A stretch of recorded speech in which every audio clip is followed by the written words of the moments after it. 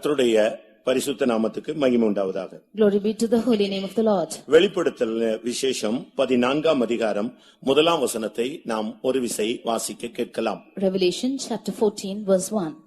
பின்பு நான் பார்த்தபோது இதோ சீயோன் மலையின் மேல் ஆட்டுக்குட்டியானவரையும் அவரோட கூட அவருடைய பிதாவின் நாமம் தங்கள் நெற்றிகளில் எழுதப்பட்டிருந்த 144,000 பேரையும் நிற்க கண்டேன். கர்த்தருடைய பரிசுத்த நாமத்துக்கு மகிமை உண்டாவதாக. Glory be to the holy name of the Lord. அப்போஸ்தலனாகிய யோவான் பத்முதுவிலே சிறைப்படி கைதியாக இருந்த பொழுது கர்த்தர் அவனை ஆவிக்குள்ளாக அடிக்கடி எடுத்து சென்றார். When Apostle John was in the island of Patmos, the Spirit of the Lord took him off into heaven. எப்பொழுது அவன் ஆவிக்குள்ளாகினானோ அப்பொழுதெல்லாம் மகிமையின் தரிசனங்கள் அவனுக்கு வெளிப்படுத்தப்பட்டது. Whenever he was in the Spirit, at that times his glorious visions was appeared to him. வெளிப்படுத்தல் 1ஆம் அதிகாரம் 9-10 வசனங்களில் நாம் இதை விளங்கிக் கொள்ள இயலும். Revelation chapter 1 verses 9 and 10 we can understand this. அப்படி மகிமையான காரியங்களை தேவன் அவனுக்கு வெளிப்படுத்த சித்தமான பொழுது தேவன் தன்னுடைய மனதில் இருந்த அந்த மகிமையான சீயோனையும் கூட அவனுக்கு காண்பித்தார். When the Lord delighted to show him his glorious things of heaven, the Lord wanted to show even Zion. தேவனுடைய மகிமை நிறைந்த அந்த ராஜ்யத்தின் உன்னதமான ஸ்தலத்தை அவன் நோக்கி பார்த்தான். He looked unto the glorious city which was the highest in heaven. இந்த உலகத்திலே பலவிதமான பட்டணங்களை அவன் பார்த்தவன்.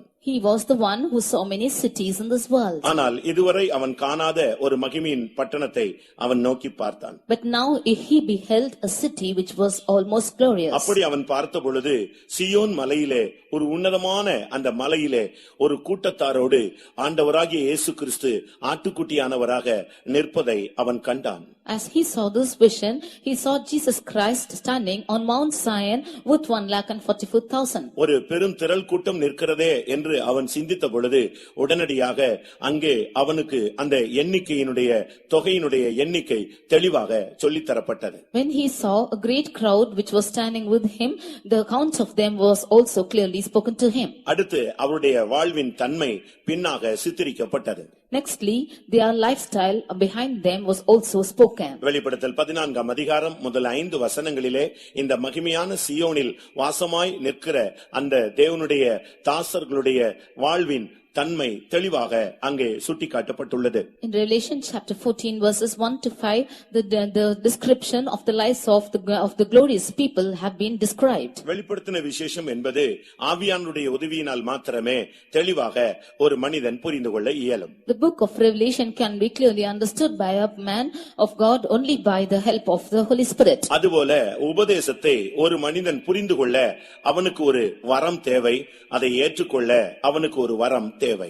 Even so, to understand the doctrine or the truth, a man of God needs a spirit of God, or he should need the gift of God. ஒவ்வொரு சபைகளும் ஒவ்வொரு போதகர்களும் வேதத்தை ஆராய்ச்சி செய்து இந்த வெளிப்படுத்தின விசேஷத்தை குறித்த பலவிதமான விளக்கங்களை அவர்கள் எழுதியிருக்கிறார்கள். Every church and every preachers have read the book of Revelation and given their own description for it. இவைகளிலே வெளிப்படுத்தல் 7ஆம் அதிகாரத்தில் சொல்லப்பட்ட 144,000 யூதர்களும் வெளிப்படுத்தல் 14ஆம் அதிகாரத்தில் சுட்டிக்காட்டப்பட்டுள்ள சீயோன் மலையில் நிற்கிற 144,000 பேரும் இரண்டு கூட்டத்தாரும் ஒன்றே என்று அநேகர் வாதிடுகிறார்கள். And many of them are telling that these people of 144,000 found in the 7th chapter of Revelation and the 144,000 people found in 14th chapter of Revelation are one and the same. தமிழில் சொல்லுவார்கள், எப்பொருள் யார் யாருவாய் கேட்பினும் அப்பொருள் மெய்ப்பொருள் காண்பது அறிவு என்று சொல்லுவார்கள். In Tamil they used to say that whatever their people might say, it is good to understand what is the truth. அதுபோல உண்மையான மெய்ப்பொருள் என்ன என்பதை வேதவசனத்தின் வெளிச்சத்திலேயே, வேதவசனம் ஒரு கண்ணாடி, அதிலேயே நாம் படித்து பார்த்து புரிந்து கொள்ள இயலும். Likewise, under the basis of the word of God, under the mirror which is the word of God, we can understand the description of the word of God. ஒரு மனிதன் அந்த வேத வசனத்துக்கு முன்பாக நின்றால் அது ஒரு கண்ணாடி, அவனுடைய வாழ்வை அப்படி பிரதிபலிக்கும். When a man stands before the word of God, it is a mirror which will reflect him. அதிலே எந்த விதமான மாற்றமும் இருக்காது. There is no differences in it. நீ போய் முன்பாக நின்றால் அந்த கண்ணாடி அப்படியே உன்னை பிரதிபலிக்கும். If you should go stand before this mirror will reflect you. வேத வசனம் ஒரு தெளிவான கண்ணாடியாக இருக்கிறது. The word of God is a clear mirror. அதிலே போய் நீங்கள் நின்றாலே போதும், அது உங்களுக்கு தெளிவாக உங்களுக்கு சுட்டிக்காட்டும். If you should go and stand before it, it will clearly depict your points. இன்றைக்கு அநேகருக்கு இந்த கண்ணாடி முன்பாக நிற்க அவர்களுக்கு விருப்பம் இல்லை. Today many of them are not liking to stand before this mirror. யாக்கோபு 1:23 அழகாக சொல்கிறார், கண்ணாடியிலே தன் சுபாவ முகத்தை பார்க்கிற மனுஷன் என்று சொல்லப்பட்டிருக்கிறது. In James 1:23 we can see that as a man is beholding his natural face in the glass. அங்கே நாம் பார்க்கும் பொழுது திருவசனத்தை கேட்டும் அதன்படி செய்யாதவனானால் கண்ணாடியிலே தன் சுபாவ முகத்தை பார்க்கிற மனுஷனுக்கு ஒப்பாய் இருப்பான். If it is written out here, if any be a hearer of the word and not a doer, he is like unto a man beholding his natural face in a glass. 22ஆம் வசனத்திலே உங்களை வஞ்சியாதபடிக்கு திருவசனத்தை கேட்கிறவர்களாய் மாத்திரமல்ல அதின்படி செய்கிறவர்களாயும் இருங்கள் என்று சொல்லப்பட்டிருக்கிறது. In verse 22 it is said, but be ye doers of the word and not hearers only, deceiving your own selves. கர்த்தருடைய பரிசுத்த நாமத்துக்கு மகிமை உண்டாவதாக. Glory be to the holy name of the Lord. வெளிப்படுத்தல் 7ஆம் அதிகாரத்தில் சொல்லப்பட்டதான அந்த 144,000 பேரை குறித்து நேற்று நாம் விரிவாக சிந்தித்தோம். Yesterday we saw in a descriptive manner about the 144,000 people found in Revelation 7th chapter. அவர்கள் பூமியிலே இருக்கிறார்கள். They are found on earth. அவருடைய நெற்றியிலே ஒரு முத்திரை தரிக்கப்பட்டது. They have a seal in their foreheads. அவர்கள் எல்லாருமே யூத கோத்திரத்திலிருந்து 12 கோத்திரங்களிலிருந்து அவர்கள் வேறு பிரிக்கப்பட்டவர்கள். All of them have been separated from out of the 12 tribes of Israel. ஒவ்வொரு கோத்திரத்திற்கும் 12,000 பேர் என்று 7ஆம் அதிகாரம் தெளிவாக சொல்லி இருக்கிறது. In chapter 7 it is clearly said that of each tribe there are 12,000. அவர்கள் பூமியிலே உள்ள உபத்திரவத்திலிருந்து சேதப்படுத்தாதபடி தேவனுடைய நாமத்தின் நிமித்தம் பாதுகாக்கப்பட்டார்கள். They have been preserved in the name of the Lord from the tribulation on the earth. ஏனென்றால் அந்தி கிறிஸ்து தன்னை தேவன் என்று சொல்லும் பொழுது அவனை ஏற்றுக்கொள்ளாமல் இந்த கூட்டத்தார் பெருமூச்சு விட்டு அழுதார்கள். Because this group of people not accepting this antichrist as their god, they mourned and cried. அவனை எதிர்க்க அவர்களுக்கு சக்தி இல்லை. They did not have the power to resist him. எழுத்து நிற்க பலன் இல்லை. They did not have the strength to resist him. ஆனால் அவனுடைய கிரியைகளை ஏற்றுக்கொள்ள மனதில்லை. But they could not accept his works. எப்படி தேவன் இல்லாதவனை தேவன் என்று அங்கீகரிப்பது, ஆராதிப்பது? How can they accept the one who is not as God and worship him? அதனால் அந்த சிறிய கூட்டம் ஜனங்கள் புலம்புகிறார்கள், தவிக்கிறார்கள். Therefore that small group of people are mourning and they are pathetic. இந்த நேரத்திலே முதல் உபத்திரவ காலத்தில் 3 வருஷத்தில் இரத்த சாட்சிகளாய் மரித்தவர்களை சேர்க்க இயேசு வானத்திலே தரிசனமாகி அவர்களை இணைக்கிறார். In between this, after the 3.5 years period of first tribulation, the Lord Jesus is appearing in heaven to gather the martyrs. இந்த பெருமூச்சு விட்டு அழுகிற ஜனங்கள், தேவனை அந்தி கிறிஸ்துவை தேவனாய் ஏற்றுக்கொள்ளாத ஜனங்கள் அங்கே மேசியாவை பார்த்து அவர்கள் புலம்புகிறார்கள், தாங்கள் குத்தினவரை கண்டு புலம்புகிறார்கள். These people who are mourning and crying are looking at that Messiah and crying unto him whom they have pierced. அந்த ஜனங்கள் மேல்தான் இந்த முத்திரை குத்தப்படுகிறது. It is upon such people this seal is being put on. இந்த முத்திரை என்பது எல்லாருக்கும் புரிந்து கொள்ள இயலாது. This seal cannot be understood by all. அது என்ன முத்திரை என்று யாருக்குமே தெரியாது. They cannot understand what the seal is. அவர்களுக்கு உள்ளே உள்ள அந்த முத்திரையானதனுடைய அந்த வல்லமை அவர்களை அந்த இடங்களிலே பெருமூச்சு விட்டு அழச் செய்கிறது, அந்த இடத்திலிருந்து அவர்களை பாதுகாக்கிறது, தப்பி போக வைக்கிறது. This seal is making them to cry out and mourn in such places, and it is preserving them and making them to escape. நீங்கள் அங்கிருந்து அந்த குறிக்கப்பட்ட ஜனங்கள் தப்பி போகும்படியாக கர்த்தர் சில இடங்களை ஏற்படுத்தி வைத்திருக்கிறார் என்பதையும் நேற்று இரவிலே நாம் கேட்டோம். Last night we have heard that the Lord has kept certain places that in order to preserve such people. ஆண்டவர் குறிக்கப்பட்ட இடங்களை அந்தி கிறிஸ்துவின் ஆட்சியிலிருந்து அவர் பாதுகாத்து வைத்திருக்கிறார். அந்த குறிக்கப்பட்ட இடங்களுக்கு அவர்கள் ஓடி போய் அந்த இடங்களிலே தங்களை பாதுகாத்துக் கொள்ளுகிறார்கள். Those places have been preserved from the reign of Antichrist, and these people are fleeing to those places and they are preserved. அப்படி அவர்கள் போகும் பொழுது அவர்களுக்கு பயங்கரமான நெருக்கங்கள் உண்டாகிறது என்பதையும் நேற்று இரவு நாம் சிந்தித்தோம். When they are going to such places, they are undergoing a lot of distress. This is what is read yesterday. அவர்களுக்கு பின்னாக அந்தி கிறிஸ்துவினுடைய சேனை, முன்பாக யோர்தானுடைய வல்லமைகள். Behind them is the host of Antichrist and before them is the host of Jordan. ஒரு பகுதியிலே அரபு தேசம் அவர்களுக்கு எதிர்க்கிறது, மற்றொரு பகுதியிலே அந்திகிறிஸ்துவினுடைய சேனை அவர்களை தொடர்த்துகிறது. On one angle the nation of Arab is rising against them and behind them is the host of Antichrist chasing them. இப்படி அவர்கள் தவிக்கும் பொழுது ஆண்டவர் அந்த இடத்திலே இறங்கி வந்து அவர்களுக்காக அந்த சத்துருக்களை அழித்து இந்த ஜனங்களை யூத ஜனங்கள் அழிந்து போகாதபடி அவர்களை அந்த இடங்களிலே போசுரா என்ற இடத்தில் வைத்து அவர்களை பாதுகாக்கிறார், பராமரிக்கிறார். When they are troubled in such a state, the Lord is taking them and preserving them in a land called Bosra. அங்கே அதை குறித்து நாம் தெளிவான விதத்திலே நேற்று இரவு நாம் வேத வசனங்களின் வெளிச்சத்திலே நாம் சிந்தித்தோம். Under the light of the word of God, we did meditate about this clearly and explanatively yesterday. அப்படி ஒரு இடம் உண்டா, அப்படி ஒரு இடம் இருக்குமா, இப்படி எல்லாம் இருக்குமா என்பதற்கு ஆதாரமாக நான் நேற்று இரவு ஒவ்வொரு தேசமும் சில அழிவிலிருந்து தன்னுடைய ஜனங்களை பாதுகாக்க ஏற்படுத்தின பதுங்கு நகரங்களை குறித்தும் நாம் நேற்று இரவு கேட்டோம். Last night we have heard about the places which have been ordained for such people that they might be preserved under the underground houses. இதிலிருந்து என்ன விளங்கிக் கொள்கிறோம்? What do we understand from this? வெளிப்படுத்தல் 7ஆம் அதிகாரத்தில் சொல்லப்பட்டவர்கள் இந்த பூமியிலே காணப்படுகிற யூதர்கள். We understand that that the Jews which have been told in Revelation chapter 7 are found on this earth. யூத வித்தை அழியாமல் பாதுகாக்கும்படியாக தேவன் அவர்களை முத்திரையிட்டு பாதுகாக்கிறார். The Lord is sealing them and preserving them that the seed of the Jews might not be perished. ஏனென்றால் சொந்த ஜனங்களுக்காக அவர் வந்தார், சொந்த ஜனங்களோ அவரை ஏற்றுக்கொள்ளவில்லை. Because he came for his own, but his own did not accept him. இப்பொழுது மறுபடியும் வருகிறார். அப்பொழுது அந்த சொந்த ஜனங்கள் இல்லாமலே போய்விடக் கூடாது. ஆனபடினால் 144,000 யூதர்களை கர்த்தர் பாதுகாக்கிறார். Now again he is going to come back, and that time these people should not be destroyed, not being found. Therefore he is preserving 144 Jews.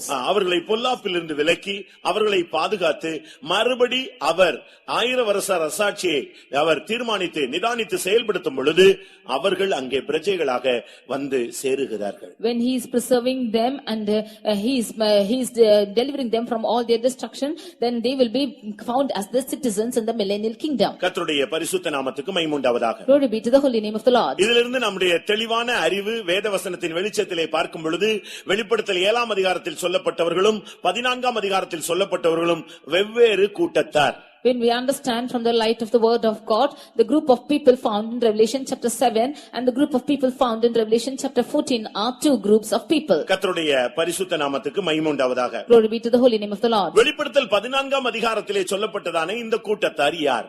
Who are these group of people found in Revelation chapter 14? நேற்று முழுவதும் வெளிப்படுத்தல் 7ஆம் அதிகாரத்தில் சொல்லப்பட்டவர்களை குறித்து நாம் அதிகமாக ஆழமாக சிந்தித்தோம். Yesterday we in depth concentrated about the 144,000 of group of people found in chapter 7 of Revelation. அப்படியானால் வெளிப்படுத்தல் 14ஆம் அதிகாரத்தில் சுட்டிக்காட்டப்பட்ட ஒரு கூட்டத்தார் இருக்கிறார்களே, அவர்கள் யார்? அவர்கள் ஏதாவது கோத்திரத்தில் உள்ளவர்களா, இல்லாவிட்டால் பூமியிலிருந்து தேவனுக்காக பூமி முழுவதும் இருந்து அவர்கள் வேறுபிரிக்கப்பட்டவர்களா?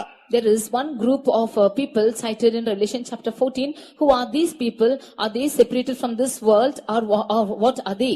இனி நடக்கப் போகிற சம்பவங்கள் நமக்கு ஓரளவு தெரியும். We know about the incidences which are going to take place hereafter. இனி முதலாவது நடக்கப் போகிறது இயேசு கிறிஸ்துவினுடைய ரகசிய வருகை. Now firstly what is going to take place is the secret coming of our Lord Jesus. அது எடுத்துக்கொள்ளப்படுகிறவர்களுக்கு மாத்திரமே அந்த நேரம் தெரியும். Those of them who are going to be caught up alone will know this time. அவர்களுக்கு மாத்திரமே அந்த எக்காள சத்தம் கேட்கும். They alone will hear the sound of the trumpet. அந்த சத்தமே அவர்களை மறுரூபப்படுத்தும். It is that sound which will transform them. அவர்களுக்குள்ளே அதற்குரிய ஒரு ஆயத்தம் நடந்து கொண்டே இருக்கிறது. They are having a work of preparation in themselves. ஒன்று நீங்களாக இருக்கலாம், இல்ல நானாக இருக்கலாம். It might be you or I. ஒவ்வொரு தேவனுடைய பிள்ளைகளும் அந்த நாளுக்காகத்தான் தங்களை ஆயத்தப்படுத்திக் கொண்டே வருகிறார்கள். Every child of God are preparing themselves for that day. அந்த நாளுக்காகத்தான் ஒவ்வொரு மனிதனும் தன்னை அர்ப்பணித்துக் கொண்டே வருகிறார். It is for that day that every man is surrendering himself. ஆனால் அநேகர் நினைக்கிறார்கள் எல்லாரும் போய்விடுவோம் என்று. But many of them think that all of us will go. பரிசுத்தம் இல்லாமல் ஒருவனும் தேவனை தரிசிப்பது இல்லையே. Without holiness no man shall see the Lord. இருதயத்தில் சுத்தம் உள்ளவர்கள் பாக்கியவான்கள், அவர்கள் தேவனை தரிசிப்பார்கள். Blessed are the pure in heart, for they shall see God. இந்த வருகை என்பது மகிமையான மனவாட்டி சபையை, சீயோனையும் எருசலேமையும் அதுக்காக வாழ்ந்த ஜனங்களை தன்னிடத்தில் தன்னிடத்தில் சேர்த்துக் கொள்ளக்கூடிய ஒரு அருமையான சந்தர்ப்பம். This coming is a beautiful time which is gathering the bride is the church Zion and Jerusalem unto himself. இதோ சீக்கிரமாய் வருகிறேன் என்று 2000 ஆண்டுகளுக்கு முன்பாக சொன்ன இயேசுவின் வார்த்தை இந்த பூமியிலே நிறைவேறக்கூடிய ஒரு சம்பவம். The words of Jesus who told before 2000 years, behold I come quickly, is going to happen in this earth. அதற்கு பின்பு இந்த உலகத்திலே அந்திகிறிஸ்துவினுடைய ஆட்சி ஸ்தாபிக்கப்படுகிறது. After this is the reign of Antichrist established on earth. அதற்கு உரிய அனைத்து நடவடிக்கைகளும் இந்த பூமியிலே இப்பொழுது நடைபெறுகிறது. நமக்கு எல்லாருக்கும் கண்கூடாக தெரிந்த ஒரு காரியம். We know that all these actions have been taking place in this earth even as in our sight. எல்லாருடைய கண்களுக்கும் தெரியும் அவனுடைய ஆட்சி வரப்போகிறது என்று. All eyes will see that his reign is going to come. சரி, விஞ்ஞானிகளுக்கே அது எல்லாருக்கும் புரியும். All the scientists also understand this. பிரியமானவர்களே, அவனுடைய ஆட்சி ஒரு 7 வருடம் நீடிக்கிறது. His reign will prolong for a period of 7 years. அந்த 7 வருடத்திலே வேதம் இரண்டாக பிரிக்கிறது. The word of God is dividing the 7 years into 2 parts. அது முதல் 3.5 வருடம் உபத்திரவ காலம், அடுத்து 3.5 வருடம் மகா உபத்திரவ காலம். The first 3.5 years of tribulation period and the second 3.5 periods of a great tribulation period. வேத வசனத்தின் ஒரு வெளிச்சத்தின்படி பார்க்கும் ஒரு கோணத்தில் பார்க்கும் பொழுது இயேசு கிறிஸ்துவினுடைய வருகையிலே ஏமாந்து போய் கைவிடப்பட்ட ஆவிக்குரிய தேவனுடைய ஜனங்கள் இரத்த சாட்சிகளாய் மரிக்க ஒரு குறிக்கப்பட்ட காலத்தை தேவன் வகையறுத்து வைத்திருக்கிறார். அது 3.5 வருட காலங்கள். In the light of the word of God, we can see that the people who have been forsaken in the secret coming of the Lord and those who are preserving their lives and living a life which is diligent for the Lord, they are dying as martyrs and for the first 3.5 years. அவர்கள் அபிஷேகம் பெற்றவர்கள். They are anointed people. அப்போஸ்தல உபதேசம் தெரிந்தும் கீழ்ப்படியாதவர்கள். They know the doctrine of the apostolic fellowship and they have not obeyed. அஸ்திபாரம் தெரிந்தும் அதிலே இணையாதவர்கள். They know the foundation and have not united with it. எல்லாரும் போவோம் என்று அவர்கள் கதை சொல்லிக் கொண்டிருந்தவர்கள். They have told the stories that all of them will go. எல்லா சபையும் மறுரூபமாகும் என்று அவர்கள் சபைகளை கட்டி பிடித்து வைத்துக் கொண்டிருந்தவர்கள். They have been building churches upon churches saying that all churches will go in this coming. எல்லாரும் அப்போஸ்தலர்களே என்று பேசிக் கொண்டிருந்தவர்கள். They have been speaking that all are apostles. நாங்களும் அபிஷேகம் பெற்றிருக்கிறோம் என்று சொன்னவர்கள். They have told that we also are anointed people. நாங்களும் பிசாசுகளை துரத்துகிறோம் என்று சொன்னவர்கள். They have said that we also are casting out demons. எங்களுடைய சபையிலும் ஆயிரக்கணக்கான ஜனங்கள் இருக்கிறார்கள் என்று சொன்னவர்கள். They have said that thousands of people are there in our church too. நாங்களும் மறுரூபம் ஆவோம் என்று சொன்னவர்கள். They have said that we also will be transformed. இப்படி வீம்பு விதண்டாவாதங்களினாலே அபிஷேகம் பெற்றும் அந்த ஆவியின் நடத்திப்புக்கு கீழ்ப்படியாமல் சில கட்டுப்பாடுகளை வைத்துக் கொண்டு சில ஒரு குண்டு சட்டியிலே குதிரை ஓட்டுகிறது போல ஒரு குறிக்கப்பட்ட இடத்துக்குள்ளேயே ஓட்டிக் கொண்டிருந்தவர்கள் கடைசியிலே ஒரு நாள் ஏமாந்து போவார்கள். Those of them who lived a life like this and concentrating and thinking that they are living their own lives and riding the horses in their own paths, they will one day be cheated. அன்றைக்கு அவர்கள் விழித்துக் கொள்வார்கள். That day they will be awake. அது எப்படி இருக்கும் தெரியுமா? You know how it will be? கண்ணு கெட்ட பிறகு சூரிய நமஸ்காரம் போன்று இருக்கும். When eyes have been blinded, you are worshipping sun god. ஆனாலும் but ஆவியானவருக்கு அவர்கள் அடிபணிந்து ஒரு குறிக்கப்பட்ட காலம் வாழ்ந்திருக்கிறபடியால் அவர்களுக்கு இரத்த சாட்சியாய் மரிக்க ஒரு வாய்ப்பை தருகிறார். Because they have hearkened to the Holy Spirit and have lived for a period of time, the Lord is giving them a period that they might die as martyrs. அருமையான சபையாரே, உங்களுடைய வாழ்விலே அப்படிப்பட்ட ஒரு சூழ்நிலைக்கு நீங்கள் போகாது இருக்கும்படியாகத்தான் வேத வசனத்தின் வெளிச்சத்திலே உங்களுக்கு சில சத்தியங்கள் கொடுக்கப்படுகிறது. வரம் உள்ளவன் ஏற்றுக்கொள்ள கடவன். Therefore, beloved church, the word of God is citing that he who has the gift, let him accept this under the word of God. இந்த காலம் முடியும் பொழுது when this period is getting over, இயேசு பகிரங்கமாக வந்து அவர்களை அழைத்துக் கொள்கிறார். Jesus will appear openly and he will take them. இவர்கள் அபிஷேகம் பெற்றும் கைவிடப்பட்டு போய் மறுபடி வந்தபடினால் இவர்கள் எருசலேமுக்கோ சீயோனுக்கோ வந்து விடுவார்கள் என்று நீங்கள் எண்ணிவிடக் கூடாது. Because they have been anointed and been forsaken and again they are being taken up, they are not, you should not think that they are coming to Zion or Jerusalem. வெளிப்படுத்தல் 21:1 சொல்லப்பட்டதுதான் இவர்களுக்கு கிடைக்குமே தவிர வெளிப்படுத்தல் 21:2 சொல்லப்பட்ட இடம் இவர்களுக்கு கிடைக்காது. The portion that they will receive is the portion which is told in Revelation chapter 21 verse 1 and that which is told in verse 2 they will not get. வெளிப்படுத்தல் 21:1 புதிய வானம் அதுதான் இவர்களுக்கு கிடைக்கும். ஏனென்றால் இவர்கள் இரத்த சாட்சிகளாக மரித்து வந்து சேருகிறார்கள். In Revelation chapter 21 verse 1 we see of a new heaven, they are dying as martyrs, therefore they will only receive this new heaven. இந்த கிருபையின் காலத்தில் கொடுக்கப்படுகிற சத்தியங்களை விளங்கிக் கொண்டு கீழ்ப்படிய முடியாதவர்கள். They are the ones who cannot understand the truths which are given in this gracious period and not obeying it. சபை கட்டுப்பாடுகளுக்குள்ளே சிக்கிக் கொண்டவர்கள். They are found in the contradictions of their churches. தாய் சபை தந்தை சபை என்று தங்களை சுருக்கிக் கொண்டவர்கள். They are confining themselves unto the father and mother churches. ஜனங்களை வெளியே போக விடாமல் அவர்கள் ஒடுக்கிக் கொண்டவர்கள். They are constraining their people not to go outside. பொருளாதார ஆசீர்வாதங்களையே பேசிக்கொண்டு திரிந்தவர்கள். They are the ones only speaking of literal blessings. உலக ஆசீர்வாதம் போதும் என்று வாழ்ந்தவர்கள். They think and live that the blessings of this world is sufficient. இவர்கள் சரியல்ல அவர்கள் சரியல்ல என்று போதித்துக் கொண்டிருந்தவர்கள். They are the ones preaching that these are not right and they are not right. ஆனால் கடைசியிலே அந்த வாய்ப்பு தவறவிட்டு அந்த எடுத்துக்கொள்ளப்படுதல் என்கிற மகிமையான வாய்ப்பு தவறின பொழுதுதான் இவர்கள் விழித்துக் கொள்வார்கள். ஆனால் அதற்குள் காலம் கடந்து போய்விட்டது.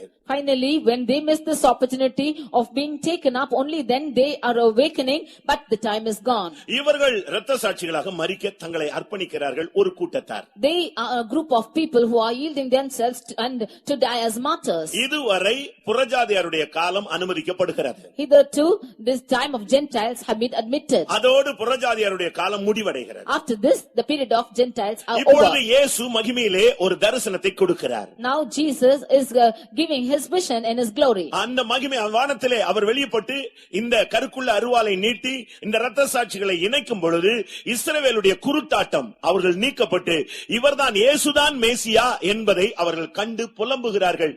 அவர்களுக்கு தான் நெற்றியிலே அந்த முத்திரை கொடுக்கப்படுகிறது. When Jesus is appearing in the heaven with his sword stretched out to gather the martyrs, at that time these Jews are looking unto him and confessing that he is the Messiah, and they are mourning. Only on such people the seal is being put. இப்பொழுது நம்முடைய இந்தியாவில் இருந்து புனித பயணமாக எருசலேமுக்கு போனால் அங்கே உள்ள யூதர்களில் யாராவது ஒருவர் பேசினால் இல்லாவிட்டால் வழிகாட்டி பேசினால் என்ன பேசுகிறான் தெரியுமா? Now, if the people who are going from India unto Israel for pilgrimages, what are the wayfarers speaking there? அங்க உள்ள கைடு எல்லாம் சொல்றது என்ன தெரியுமா? What are the guides speaking there? நீங்கள் வணங்குகிற இயேசுவை இங்கே அடக்கம் பண்ணினார்கள்னு சொல்வாங்க. They will say, Jesus whom you worship, they have buried him here. தங்களுடைய இயேசுன்னு சொல்ல மாட்டான். He will not say that he is their நீங்க Jesus. கும்பிடுறீங்களே அந்த இயேசு இங்க தான் அடக்கம் பண்ணப்பட்டாரு. They will say that the Jesus whom you are worshipping, he is buried here. இந்த இடத்துல தான் சிலுவையில் அறையப்பட்டார். It is here that he is crucified. இந்த இடத்துல தான் அவர் பந்தி இருந்தார். It is at this place that he had stables. இப்படி தான் சொல்வானே தவிர அவரை மேசியான்னு சொல்லவே மாட்டான். They will only confess like this and not call him the Messiah. Pastor Dan அவர்கள் இஸ்ரேல்ல போய் ஒரு மனிதன்ட்ட சுவிசேஷம் சொல்ல போனார். Pastor Don went to Israel to tell the gospel. இயேசு தான் கடவுள்னு சொன்ன உடனே முகத்துல காரி துப்பிட்டான். When he said that Jesus is the Lord, they just spat upon his face. Jehovah ஒருவரேன்னு சொன்னான். It's a Jehovah is one. எப்படி இருக்குன்னு யோசிச்சு பாருங்க. You see how it is? அருமையானவர்களே இன்றைக்கும் கூட அவர்கள் அதை ஏற்றுக்கொள்ளவில்லை. Even today, those people are not accepting it. ஆனால் ஆண்டவர் அந்த வானத்திலே தரிசனம் கொடுக்கும் பொழுது தாங்கள் குத்தின அவரை கண்டவுடனே இஸ்ரவேலின் குருட்டாட்டம் நீக்கப்படுகிறது, புறஜாதியாருடைய காலம் முடிவடைகிறது. Only when Jesus is appearing and in an open advent, they are looking unto him and whom they have pierced, and the time of Gentiles is getting over. இயேசுவை சிலுவையிலே அறைந்த பின்பு பரிசுத்த ஆவியானவர் இறங்கினாரே, அன்றிலிருந்து இந்த உபத்திரவ கால இரத்த சாட்சிகள் எடுக்கப்படும் வரை புறஜாதியாருடைய காலம். From the time that Jesus was crucified on the cross, even until the time these martyrs will be gathered, is the time of the Gentiles. அதுவரைக்கும் இஸ்ரவேலுக்கு ஒரு பெரிய குருட்டாட்டம். Until then, Israelites will be having a great blindness. அது என்ன குருட்டாட்டம்? What is that blindness? இத வேதம் அது ரெண்டு மூணு இடங்களிலே சுட்டி காட்டுகிறது. The word of God is describing about that in 2-3 places. ஒன்றை நீங்கள் புரிந்து கொள்ள வேண்டும். You should understand one thing. இந்த குருட்டாட்டத்தின் நிமித்தம் தான் நமக்கு எல்லாருக்கும் ரட்சிப்பு கிடைத்து விட்டது. It is only because of their blindness we have received the salvation. இந்த குருட்டாட்டம் அவர்கள் பிடித்த உடனே நமக்கு கிருபையாக காணியாட்சிக்கு புறம்பானவர்கள் அந்நியரும் பரதேசிகளும் நாம் எந்த விதமான புறஜாதிகளாக தேவனுடைய காணியாட்சிக்கு புறம்பானவர்களாக அந்நியர்களாக இருந்த நமக்கு இந்த ரட்சிப்பு கிடைத்தது. Because they had this blindness, we who were aliens and pilgrims and strangers and wayfarers, the Lord has given this great salvation unto us. நமக்கு கிருபையாக கிடைத்த ஒரு வாய்ப்பு. This is the opportunity given to us by grace. ஆண்டவர் நமக்கு இரக்கத்திலே இந்த வாய்ப்பை தந்தார். By the mercy of God, he has given us this opportunity. இது உலகத்தில் எந்த மனுஷனுக்கும் கிடைக்காத ஒரு வாய்ப்பு. This is an opportunity not given to any man in the world. ரோமருக்கு எழுதின நிருபம் 11 அதிகாரம் 25 வசனத்திலே பார்க்கும் பொழுது Romans chapter 11 verse 25. ஒரு ரகசியத்தை நீங்கள் அறிய வேண்டும் என்று இருக்கிறேன். I desire that you should know the mystery. அது என்னவெனில், What it is? புறஜாதியாருடைய நிறைவு உண்டாகும் வரைக்கும் இஸ்ரவேலில் ஒரு பங்குக்கு கடினமான மனது உண்டாயிருக்கும். That blindness in part is happened to Israel until the fullness of the Gentiles become in. அது வரைக்கும் புறஜாதியாருடைய காலம் இருந்து கொண்டே இருக்கும். Until then the time of Gentiles will exist. அது ஆண்டவர் கிருபையாக நமக்கு கொடுத்த ஒரு வாய்ப்பு. It is the time of grace which the Lord has given to us. சீசர்களாக மாறின பிறகு கூட, even after becoming his disciples, ஊழியர்களாக மாற்றப்பட்ட பின்பு கூட, even after becoming the servants of God, புறஜாதிகளுக்கு இந்த ரட்சிப்பு உண்டா என்கிற ஒரு கேள்வி அன்றைக்கு இருந்தவர்களுக்கு இருந்தது. There was a question which existed among the people of those days. ஆனால் அதற்கு பதிலாக பேதுரு போய் கொர்நேலியுவின் வீட்டிலே ஜெபித்த பொழுது, ஆதியிலே இறங்கினது போல பரிசுத்த ஆவியானவர் இறங்கி புறஜாதிகளுக்கு அபிஷேகம் உண்டு, ரட்சிப்பு உண்டு என்பதை அவர் நிரூபித்தார். But in reply to this, when Peter went and prayed for Cornelius, then he proved himself that the Holy Spirit descended upon them and proved that there was a salvation to the Gentiles. கர்த்தருடைய பரிசுத்த நாமத்துக்கு மகிமை உண்டாவதாக. Glory be to the holy name of the Lord. ஆனபடியால் புறஜாதிகளுக்கு ரட்சிப்பு இஸ்ரவேலுடைய குருட்டாட்டத்தின் நிமித்தம் கிடைத்தது. Therefore the salvation is to the Gentiles came only by the blindness of Israel. சொந்தமானவர்களுக்காக வந்தார், சொந்தமானவர்களோ அவரை ஏற்றுக்கொள்ளவில்லை. He came for his own, but his own did not accept him. ஆனபடியால் நான் புறஜாதிகளிடத்தில் போகிறேன் என்று சொன்னார். Therefore he said, I go unto the Gentiles. கர்த்தருடைய பரிசுத்த நாமத்துக்கு மகிமை உண்டாவதாக. Glory be to the holy name of the Lord. நாம் சத்துருக்களாய் இருந்தோம், அவருடைய கிருபை நம்மை ரட்சித்தது. We were his enemies, but his grace saved us. அவருடைய குருட்டாட்டத்தின் நிமித்தம் நாம் சந்திக்கப்பட்டிருக்கிறோம். Because of their blindness we have been met. அவர்கள் அந்த ரட்சிப்பை இழந்து ஒரு குறிக்கப்பட்ட காலம் குருட்டாட்டத்தில் இருந்தார்கள். அவர்கள் விழித்துக் கொள்ளும் பொழுது புறஜாதியருடைய காலம் முடிவு பெறுகிறது. They have lost the salvation and they are found in blindness for a period of time, and after that this Gentiles period is over. இந்த நாட்கள் மிகவும் உபத்திரவ காலங்கள். This period of time is of a great tribulation. அதுவும் இந்த யூதர்களுக்கு பயங்கரமான உபத்திரவ காலம். That too the Jews had to go under great tribulation. யூதர்களை பூமியிலே இருக்கவே வைக்க கூடாது, ஒருவன் கூட இருக்க கூடாது என்று அழிக்க ஆரம்பித்தார். They began to destroy them, that not one of the Jews should be found on earth. அந்த நேரத்தில் என்ன சம்பவிக்கிறது? What happened at this time? வெளிப்படுத்தலில் நாம் பார்க்கும் பொழுது, When we read in Revelation, அங்கே எலியா ஏனோக்கு இரண்டு பேர் இறங்கி வருகிறார்கள். we see of two witnesses, Elijah and Enoch, coming down. அந்த ஜனத்துக்கு பயங்கரமான உபத்திரவ காலங்கள். That was a great tribulation for those people. பயங்கர போராட்டமான சூழ்நிலை. It was a great time of trouble. இந்த நேரத்திலே மரிக்காது இருக்கிற ரெண்டு பேர் இந்த பூமியிலே உண்டு. At this time we see two of them who have not died on earth. ஒரு சிலர் எலியாவும் மோசேயும் என்று சொல்லுகிறார்கள். Some of them say that it is Elijah and Moses. அவர்கள் புத்தகங்களை கூட எழுதி இருக்கிறார்கள். They have written even books concerning them. மோசே மரித்தான், தேவன் அவனை அடக்கம், கர்த்தர் அவனை அடக்கம் பண்ணினார் என்று தெளிவாக சொல்லி இருக்கிறார். It is clearly written that Moses died and the Lord did bury him. அவனை அடக்கம் பண்ணும் பொழுது தேவதூதர்களுக்கும் பிசாசுக்கும் பயங்கர போராட்டம் வந்தது என்று யூதாவிலே நாம் படிக்க முடியும். In Jude we can read that when he was buried there was a great conflict between God and with the angels of God and devil. அவனுடைய மரணத்துக்கு பின்பு இஸ்ரவேல் ஜனங்கள் ஒரு பெரிய துக்கம் கொண்டாடினார்கள் என்று நமக்கு எல்லாருக்கும் தெரியும். After his death we can understand that the children of Israel had a great mourning. ஆனபடியால் மோசே மரித்தவன். But Moses was dead. அவனுடைய ஓட்டம் முடிந்து விட்டது. His race was over. அவன் திரும்ப வருவது என்பது அவன் மறுபடி கடைசி காலங்களில் தான் வர முடியும். For him to come is impossible. Only in the last days he will come. உயிர்த்தெழுதலில் தான் வர முடியும். Only at resurrection he will come. உபாகமம் 34:6 பார்க்கும் பொழுது பெத்பெயோருக்கு எதிரான பள்ளத்தாக்கிலே கர்த்தர் அவனை அடக்கம் பண்ணினார். In Deuteronomy 34:6 we see that in the valley of Beth Peor God did bury him.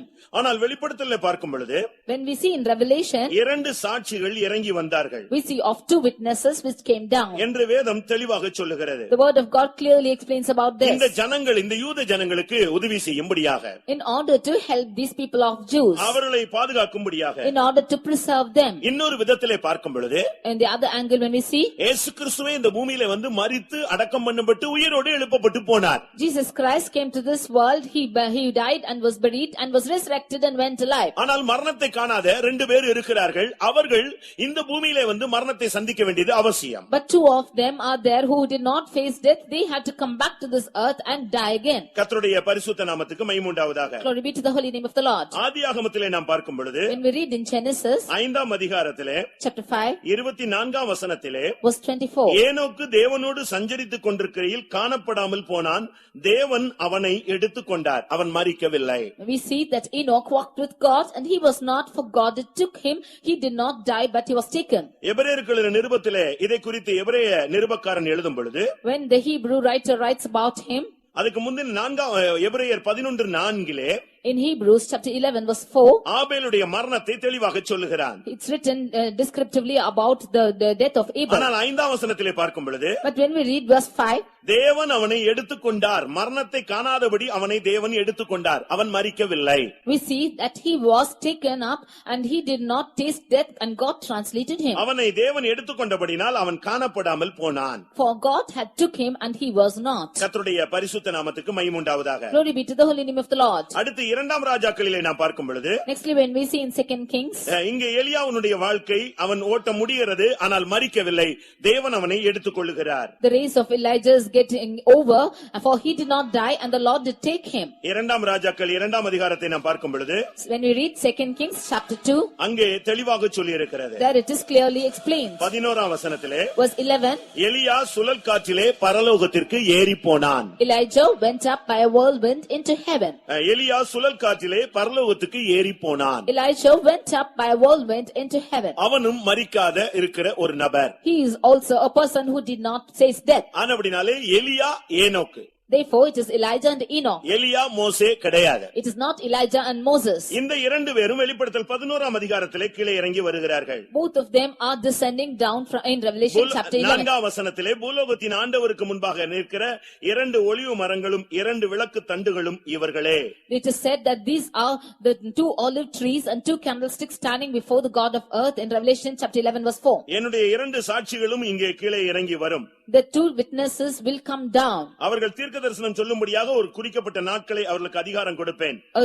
A count of days are given to them that they might prophesy. அவர்களை சேதப்படுத்த யாருக்கும் முடியாது. And nobody can hurt them. உலகமே அவர்களை பார்த்து பயப்படும். The whole world will see them and fear. அந்தி கிறிஸ்துவே நடுங்குவான். Antichrist himself will fear them. வானத்தை அடைப்பார்கள். They will shut the heavens. தண்ணீரை இரத்தமாய் மாற்றுவார்கள். They will make the waters into blood. எந்த வாதையையும் எப்பொழுதும் செய்து முடிக்க முடியும். And they can do and fulfill all any plagues at any time.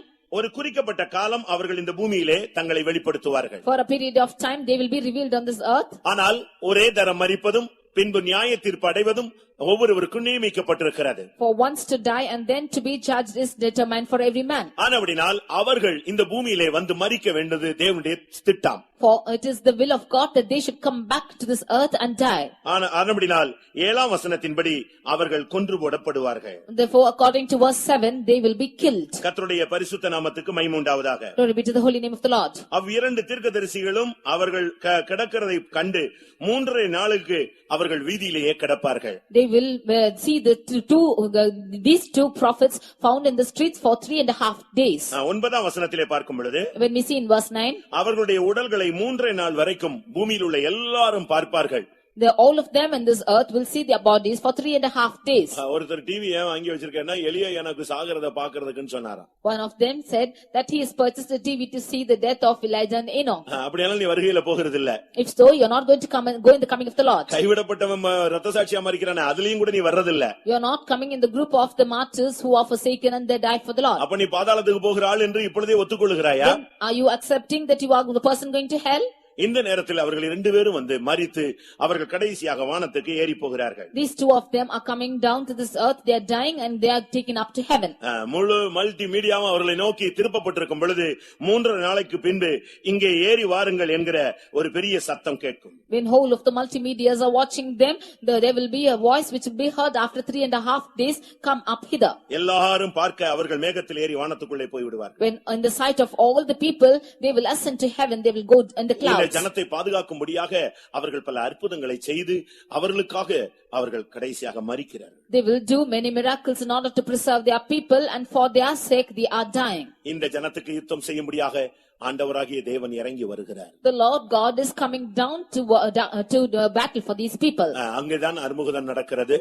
It is at this place that Armageddon war is taking place. ஆண்டவராகிய இயேசு இந்த பூமியிலே 1000 வருஷம் அரசாட்சி செய்கிறார். And the Lord God is going to reign on this earth for 1,000 years. அதற்கு பின்பும் இந்த வல்லமைகள் எதிர்க்கிறது. And after that also these powers are resisting. சர்வ சங்காரம் பண்ணுகிறார். And he is totally cutting them off. கர்த்தருடைய பரிசுத்த நாமத்துக்கு மகிமை உண்டாவதாக. Glory be to the holy name of the Lord. இதற்கு பின்பு நித்தியத்தில் உள்ளதான அந்த இடத்தை தான் இப்பொழுது யோவான் பார்க்கிறதாக 14ஆம் அதிகாரத்திலே நாம் பார்க்கிறோம். We read in chapter 14 about the vision which John is seeing of things which are taking place even after this. நான் பார்த்தபோது சீயோன் மலையிலே ஒரு கூட்டத்தாரை கண்டேன். And lo, I looked, a lamb stood on Mount Zion with him. இந்த சீயோன் என்று சொன்ன உடனே எல்லாருக்கும் ஒரு கேள்வி எழும்புகிறது. There is a question arising in every one of them when it is called a Zion. ஒரு கட்சிக்கு பெயரே சியோனிசம் ஒரு கட்சி இருக்கிறது. We see of a party which is called the Zionism. இப்படிப்பட்ட கட்சிகள் எல்லாம் பூமியிலே சீயோனுடைய பெயரிலே இயங்குகிறது. Such parties are existing on this earth and they are functioning in the name of Zion. இன்றைக்கும் கூட பூமியிலே சீயோன் என்கிற ஒரு இடம் இருக்கிறது. Even today on earth we can see a place called Zion. சீயோன் என்கிற ஒரு மலை இருக்கிறது. There is a mountain called Mount Zion. இப்பொழுதும் அது இருக்கிறது. Even now it is existing. இதற்கு முன்பாகவும் இருந்தது. Even before it had existed.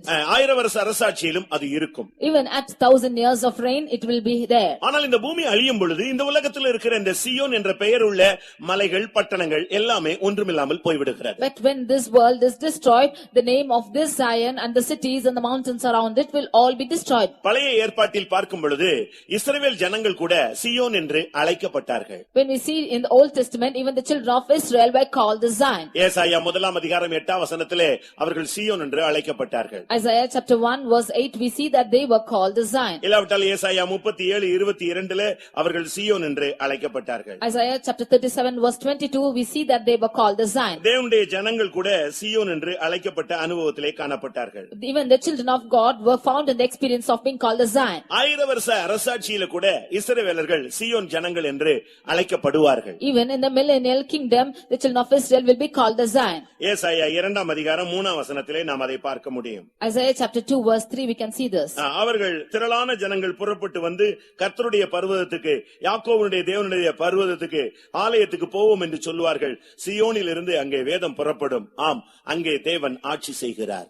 And many people shall go and say, come ye and let us go up to the mountain of the Lord, to the house of the God of Jacob, and he will teach us of his ways, and we will walk in his paths. For out of Zion shall go forth the law, and from there the word of God will be declared. இஸ்ரவேல் ஜனங்களுக்கு சீயோன் என்ற ஒரு பெயர் இருக்கிறது, இருந்தது, இனிமேலும் இருக்கும். The children of Israel had a name called Zion. They are still under this name, and still hereafter they will be under this name. உபாகமம் 4:47 சீயோன் மலை என்ற ஒரு மலை பூமியிலே இருக்கிறதாக சொல்லப்பட்டிருக்கிறது. In Deuteronomy chapter 4 verse 47 we see of a mount called Mount Zion. 2ஆம் Samuel 5ஆம் அதிகாரம் 7ஆம் வசனத்திலே சீயோன் நகரம் சீயோன் கோட்டையை தாவீது பிடித்தான் என்று சொல்லப்பட்டிருக்கிறது. In 2 Samuel chapter 5 verse 7 we see of a fort called Zion which David had caught. இதெல்லாம் எழுத்தின்படி இந்த பூமியில் உள்ள சீயோன் கோட்டை, சீயோன் நகரம், சீயோன் மலை, Fort of Zion, city of Zion and Mount Zion are the places literally found on earth. ஆனால் இயேசு கிறிஸ்து ஆவிக்குரிய ஒரு சீயோன் சபைக்கு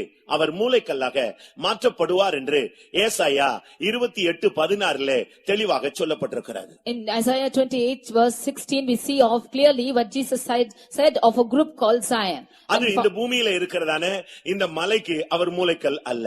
He is not the foundation of the mountain which is existing on this earth. இல்லாவிட்டால் தாவீது எத்தனையோ நூற்றாண்டுகளுக்கு முன்பாக பிடித்தானே அந்த சீயோனுக்கு அவர் மூலைக்கல் அல்ல. Or many centuries back where the Zion fort which David had caught, it is not this Zion which he is a foundation for. இது இயேசு கிறிஸ்து சபைக்கு மூலைக்கல்லாக, சீயோனுக்கு மூலைக்கல், சபை சீயோன் என்று அழைக்கப்படுகிறது. அந்த சீயோனில் மூலைக்கல்லாக அவர் மாற்றப்பட்டார். This church is called the Zion and Jesus Christ is changed as the foundation for that church. இதை குறித்து பழைய ஏற்பாட்டிலும் புதிய ஏற்பாட்டிலும் பல தீர்க்கதரிசன வசனங்கள் நிறைவேறுதல்கள் உண்டு. About this we find prophetical verses in the Old and the New Testament and the fulfillment of it. கர்த்தருடைய பரிசுத்த நாமத்துக்கு மகிமை உண்டாவதாக. Glory be to the holy name of the Lord. 118ஆம் சங்கீதம் 22ஆம் வசனத்தை 23ஆம் வசனத்தை நாம் பார்க்கும் பொழுது Psalm 118 verses 23 and 24. 22, 23 பார்க்கும் பொழுது verses 22 and 23. வீடு கட்டுகிறவர்கள் ஆகாதென்று தள்ளின கல்லே மூலைக்கு தலைக்கல்லாயிற்று. The stone which the builders refused has become the headstone of the corner. இயேசு கிறிஸ்து இந்த பூமியிலே தள்ளப்படுவார், ஆனால் அவர் சபையினுடைய மூலைக்கல்லாய் மாற்றப்படுவார். Jesus Christ will be rejected on this earth, but he will become the chief stone of the corner. கர்த்தருடைய பரிசுத்த நாமத்துக்கு மகிமை உண்டாவதாக. Glory be to the holy name of the Lord. ஏசாயா 28:16 பார்க்கும் பொழுது Isaiah chapter 28 verse 16. இதோ பரீட்சிக்கப்பட்டதும் திட அஸ்திபாரமான விலையேறப்பட்டதான ஒரு மூலைக்கல்லை நான் சீயோனிலே வைக்கிறேன் என்று இயேசு பிறப்பதற்கு 700 வருடங்களுக்கு முன்பாக ஏசாயா தீர்க்கதரிசி சபைக்கு அவர் மூலைக்கல்லாய் சீயோனின் மூலைக்கல்லாய் மாற்றப்படுவார் என்று அவன் தெளிவாக சொன்னான். Before 200 years before Jesus was born, this prophetical Isaiah said that Jesus will be born and he will be made as the cornerstone of Zion, and he says, behold, I lay in Zion for a foundation stone, a tried stone, a precious cornerstone. 118 சங்கீதம் 22 வசனத்தில் சொல்லப்பட்ட வசனம் நிறைவேற்றப்பட்டதை இயேசு கிறிஸ்து தானே தன்னுடைய வாயின் மூலமாக மத்தேயு 21:42 தெளிவாக சுட்டிக்காட்டினார். In Matthew chapter 21 verse 42, Jesus Christ clearly explains of the prophetical verse of Psalm 118 verse 22 which was fulfilled. மத்தேயு 21:42 இது சொல்லப்பட்டிருக்கிறது. இந்த வேதத்தில் நீங்கள் அதை ஒரு காலம் வாசிக்கவில்லையா என்று இயேசு கேட்கிறார். In Matthew 21:42 Jesus says, have you not read of these scriptures any time before? எழுத்தின்படியான சீயோனுக்கு அவர் மூலைக்கல் அல்ல. He is not a foundation of the stone அது ஒரு which is சீயோன் literally பட்டணம் Zion. இருக்கு, மலை இருக்கு, அதெல்லாம் ஏற்கனவே பூமியில உள்ள இடங்கள். There is a little city and mountain. These are the places already found on earth. முதலாம் பேதுரு 2:6 வசனத்தை பார்க்கும் பொழுது 1 Peter chapter 2 verse 6. அங்க என்ன சொல்லப்பட்டிருக்கிறது? What is told there?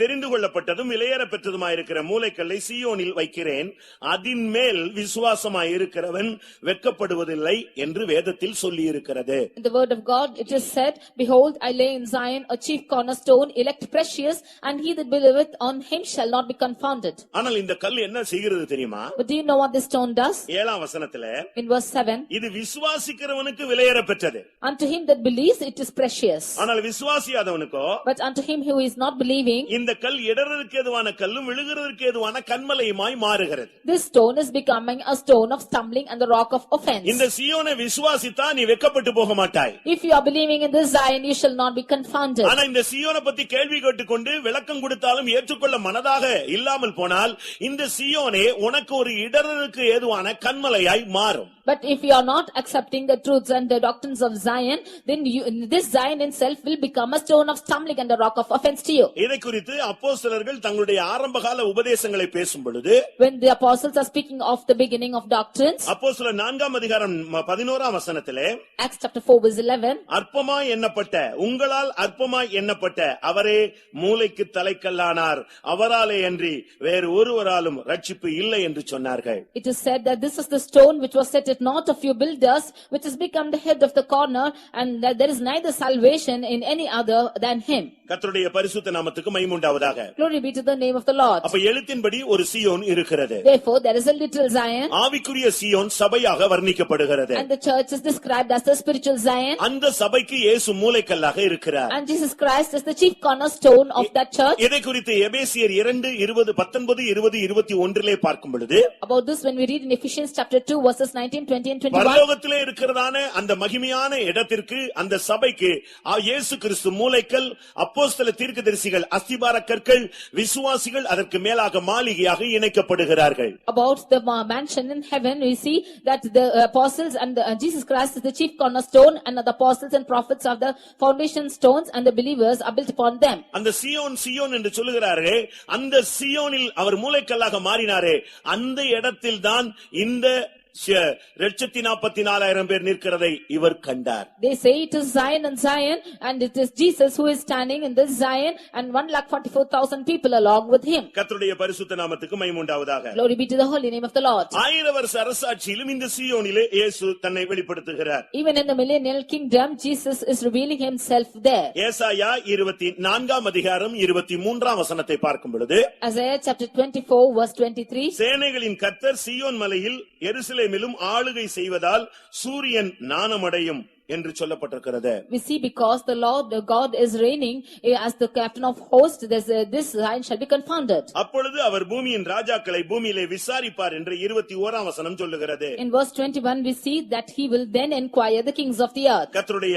பரிசுத்த நாமத்துக்கு மகிமை உண்டாவதாக. Glory be to the holy name of the Lord. அப்படியானால் எழுத்தின்படியான ஒரு சீயோன் உண்டு, ஆவிக்குரிய சீயோன் உண்டு. Therefore there is a literal Zion and there is also a spiritual Zion. 1000 வருஷ அரசாட்சியிலே எழுத்தின்படியான சீயோனிலே இயேசு ஆளுகை ராஜரீகம் பண்ணுவார். In the millennial kingdom, in this literal Zion, Jesus Christ will reign. ஆனால் நித்தியத்திலே ஒரு சீயோன் இருக்கிறது. But there is a Zion in eternity. ஒன்று எழுத்தின்படி இருந்தால் அதிலே ஆவிக்குரிய தன்மை ஒன்று இருக்கும். If there is a literal Zion, there will also be a spiritual angle in it. எப்படி பூமியிலே எருசலேம் இருக்கிறதோ அதுபோல புதிய எருசலேம் பரலோகத்தில் ஒன்று இருக்கிறது. As there is Jerusalem literally on this earth, there is also a new Jerusalem in heaven. ஆனால் இந்த சீயோன் எல்லாவற்றை காட்டிலும் வித்தியாசமானது, விலையேற பெற்றது, மகிமை ஏறியது.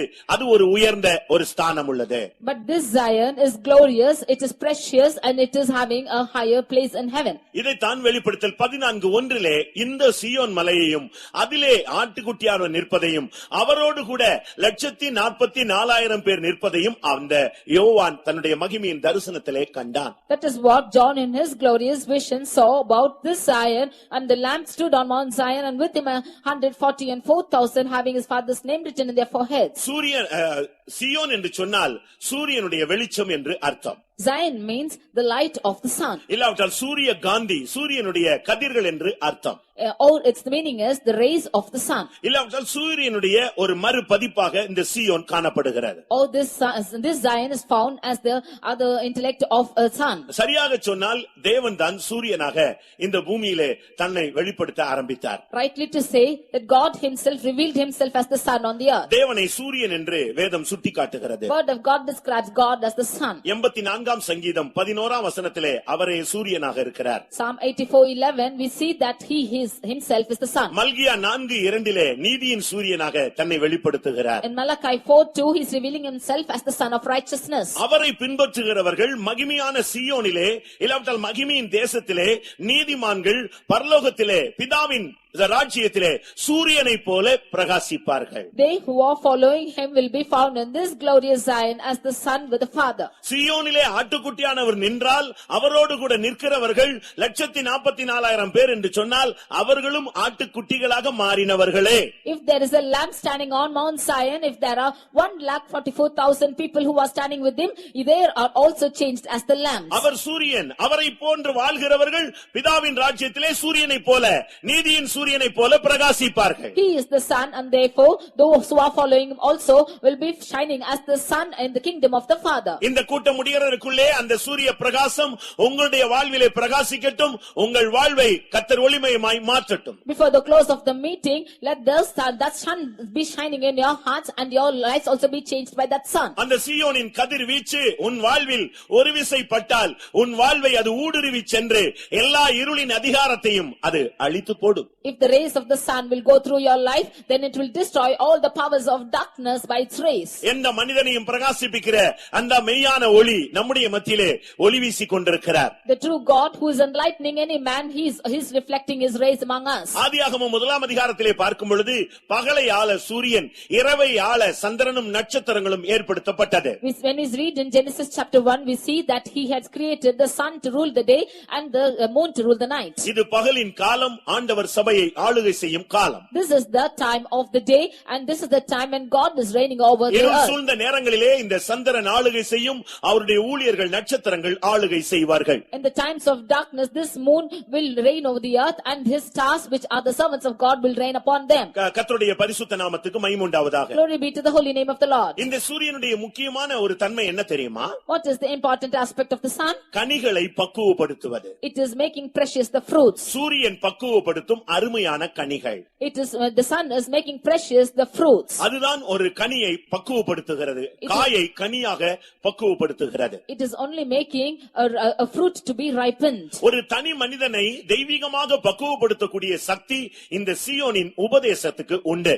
The doctrine of Zion has the power to transform any individual person and precious. இன்னொரு விதத்திலே பார்க்கும் பொழுது, When we see in a different angle, இந்த சீயோன் என்று சொன்னால் உயர்ந்த இடம், எலிவேஷன் என்று அர்த்தம். When we see about Zion, it is an elevated path. அதாவது ஒரு வீட்டை கட்டினால் If you build a house, நீங்க இன்ஜினியர் போய் கேட்டீங்கன்னா அந்த வீட்டோட எலிவேஷன் எப்படி இருக்கணும் அப்படின்னு கேட்பான். if you go and ask the engineer, he will ask the house has how to be elevated. அதாவது அந்த வீட்டினுடைய முகப்பு தன்மை எப்படி இருக்க வேண்டும். He will ask as to how this entrance of this house should be. வீடு சின்ன வீடா கட்டியிருந்தா கூட அத ஒரு கோபுரம் மாதிரி அழகா செட் பண்றதுக்காக அவன் கேட்பான், இந்த எலிவேஷன் எப்படி இருக்கணும்னு கேளுங்க.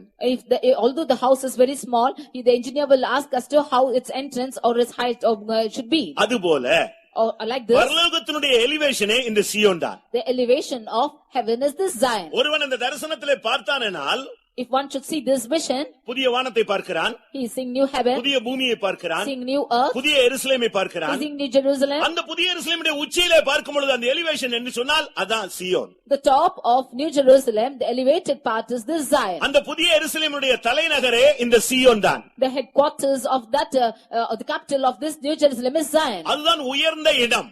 It is the elevated part. ஏசாயா 56 அதிகாரத்திலே அன்னகர்களை கொண்டு போய் இந்த உத்தமமான இடத்திலே வைக்கிறார் என்று ஏற்கனவே ஏசாயா தீர்க்கதரிசி சொல்லிவிட்டார். Even already the prophet Isaiah has told in Isaiah chapter 56 about this place where the eunuchs are being kept in this elevated part. ஏசாயா 56:5 நாம் பார்க்கும் பொழுது In Isaiah chapter 56 verse 5, என் மதில்களுக்குள்ளும் குமாரருக்கும் குமாரத்திகளுக்கும் உரிய இடத்தையும் கீர்த்தியையும் பார்க்கிலும் உத்தம இடத்தையும் கீர்த்தியையும் கொடுப்பேன், என்றும் அழியாத நித்திய நாமம், அதுதான் பிதாவின் ஆட்டுக்குட்டியான நாமம், அவர்களுக்கு நான் அருளுவேன். he is telling in Isaiah 56 verse 5 that I will give mine house and within my walls a place and a better name, better than the sons of my daughters, and I will give them an everlasting name that shall not be cut off. This is an everlasting place of Zion. கர்த்தருடைய பரிசுத்த நாமத்துக்கு மகிமை உண்டாவதாக. Glory be to the holy name of the Lord. அப்படினால் பரலோகத்திலே ஒரு மகிமையான மேன்மையான இடம் சொன்னா அது சீயோன் தான். Therefore in heaven a glorious place is this Zion. இது போய் ஆண்டவர் கட்டிக்கொண்டிருக்கிற ஒரு ராஜ்யம் அல்ல. This is not a kingdom which God is going and building there. அவர் ஏற்கனவே சீயோனிலே வாசமாயிருக்கிற தேவன். He is a God who is already dwelling in Zion. இது என்றென்றைக்கும் நான் தங்கும் இடம், இதை நான் விரும்பினபடினால் இங்கேயே தான் நான் வாசம் பண்ணி கொண்டிருக்கிறேன் என்று ஆண்டவர் ஏற்கனவே சொல்லி இருக்கிறார். The Lord has already said that this is the place wherein I delight and this is the place which I will dwell. அவர் சீயோன் தான் அவருடைய வாசஸ்தலம். His dwelling is or habitation is the Zion. அவர் சீயோனில் தான் வாசமாகிக் கொண்டு இருக்கிறார். He is dwelling in Zion. அவர் சீயோனில் இருந்தான் தன்னுடைய வேதத்தை அனுப்பி கொண்டிருக்கிறார். It is from this Zion that is sending his word.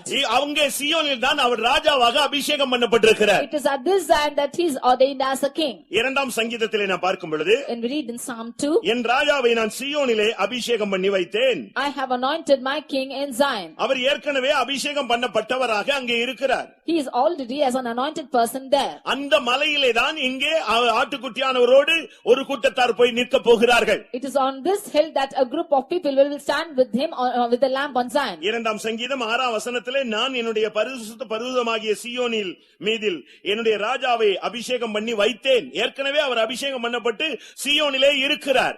அந்த சீயோனுக்கு தன்னுடைய ஊழியர்களை கொண்டு போய் நிறுத்த போகிறார். In Psalm 2 verse 6 we see, I have set my king upon my holy hill of Zion. He is already found in Zion and he is going to keep his servants of God there in Zion. கர்த்தருடைய பரிசுத்த நாமத்துக்கு மகிமை உண்டாவதாக. Glory be to the holy name of the Lord. சீயோன் அப்படிங்கிற ஆவிக்குரிய தன்மையை நாம் இப்பொழுது சில நிமிடங்கள் நாம் சிந்திக்க போகிறோம். Let us concentrate about for a certain minutes about the importance of Zion. இந்த சீயோன் இந்த பெந்தேகோஸ்துக்காரங்க மட்டும் தான் பேசுறாங்க. Only these Pentecostal people are speaking about this Zion. ஓரளவு தெரிஞ்சவங்க இந்த சீயோன் வார்த்தையை அக்செப்ட் பண்ணிக்கிறாங்க. And those of them who know about this are accepting this term Zion. அவங்க அந்த நெட்ல அங்கங்க பார்த்ததுல சீயோன்ங்கிறது ஒரு டாப் மோஸ்ட் ஒரு பிளேஸ், ரைட்? அத நம்முடைய ஊருக்கு பேருக்கு பிள்ளைகளுக்கு எல்லாத்துக்கும் வைத்துக் கொள்ளலாம். From what they have read seen in the net, they see that this Zion is an elevated place that they can name their towns and cities and houses and children. எந்த சபையார் ஒத்துக்கொண்டாலும் ஒத்துக்கொள்ளாவிட்டாலும் சீயோனில், அதாவது மூலைக்கல்லாக இயேசு இருக்கிற இடம், அந்த மகிமையான இடத்திலே ஒரு கூட்டத்தார் போய் சேர போகிறார்கள். Whichever church will accept or not in that glorious place of Zion, there will be a group of people who will go to that place. அதை குறித்து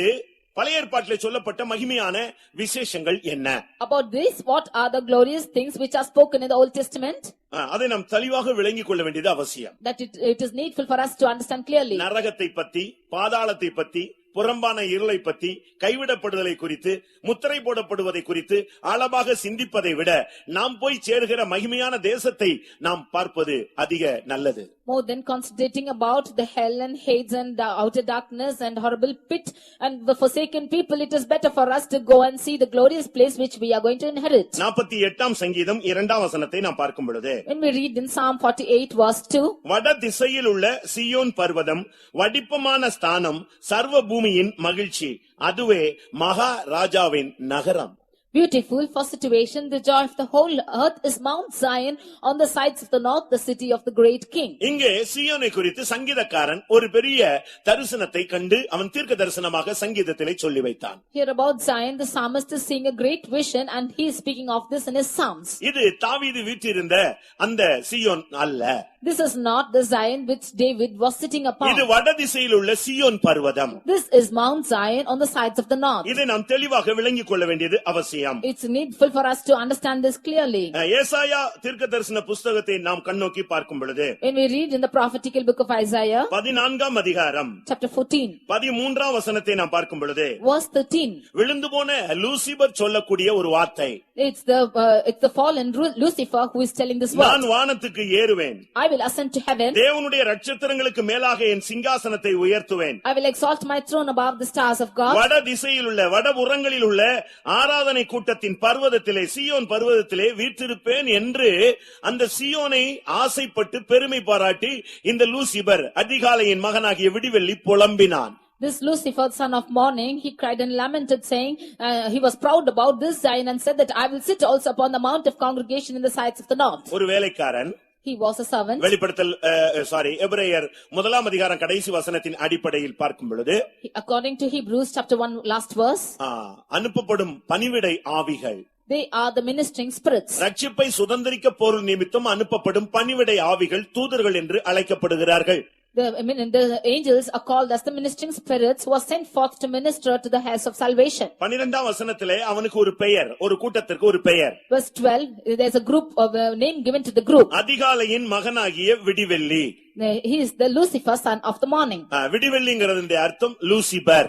The meaning of the son of morning is Lucifer. ஒரு சிலருக்கு இந்த லூசிபர்ங்கிறது சரியா தெரியாதனால விடிவெள்ளின்னு சொல்லிட்டு அதுக்கு பேர் வச்சு லூசிபர்னு பேர் கூட வச்சிடறான். Some of them are naming as the early morning, not knowing that it is the name of Lucifer. சிவகாசியில ஒரு மேட்ச் கம்பெனி இருக்கிறது, ஒரு தீப்பெட்டி தொழிற்சாலை. In Sivagasi there's a match company.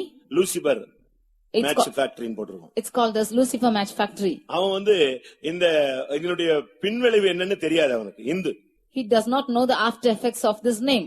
He's a Hindu. அவனுடைய அறிவு என்னன்னா விடிவெள்ளின்னு தான் வச்சிருக்கான். He only had this thought and he named it. ஆனா விழுந்து போன விடிவெள்ளி அவன் என்று அவனுக்கு தெரியாது. But he does not know that he is a fallen morning. இந்த விழுந்து போன தூதனுடைய மைண்ட்ல இந்த வடதிசையில் உள்ள சீயோன் பர்வதம் இருந்தது. ஏனென்றால் அங்கே தேவன் வீற்றிருக்கிறார், இங்கே உன்னதமான ஊழியர்களை அந்த இடத்தில் கொண்டு போய் வைக்க போகிறார் என்கிற வெளிச்சம் கிடைத்த பொழுது அவன் தடுமாறினான்.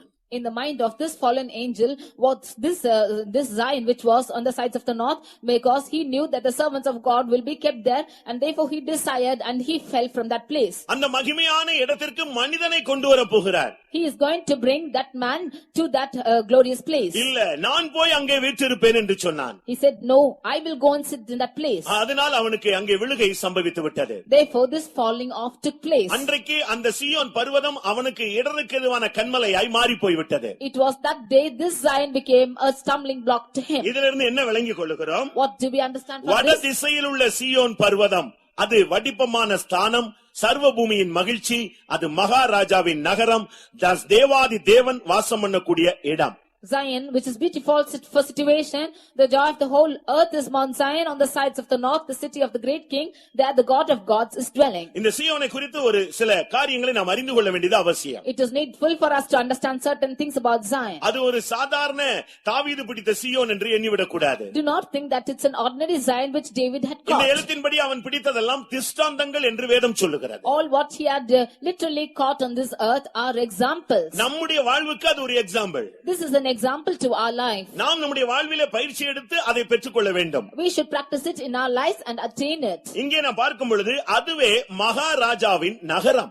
Here we see that it's the city of the great king. கர்த்தருடைய பரிசுத்த நாமத்துக்கு மகிமை உண்டாவதாக. Glory be to the holy name of the Lord. மத்தேயு 5:35 படி எருசலேம் மகாராஜாவின் நகரம். அதனால தான் எருசலேம் சீயோன் இணைந்து உள்ள ஒரு அனுபவம். In Matthew 5:35 we see that Zion is the capital of Jerusalem. Therefore Zion and Jerusalem are both united together. எருசலேம் என்று சொன்னால் அவர்கள் சபை, ஜனங்கள், விசுவாசிகள். Jerusalem is the church, it's the believers and they are the believers. சீயோன் என்று சொல்லும் பொழுது இந்த சபையிலிருந்து வேறுபிரிக்கப்பட்டு கர்த்தருக்காக சேவை செய்கிற ஊழியர்கள். Zion means the servants of God who are separated from this church and are laboring for the church. உன்னத பாட்டிலே நாம் பார்க்கும் பொழுது When we read in Songs of Solomon, அங்கே ஒரு கேள்வி கேட்கப்படுகிறது. there's a question which is asked. அந்த என்ன கேள்வி? What is that question?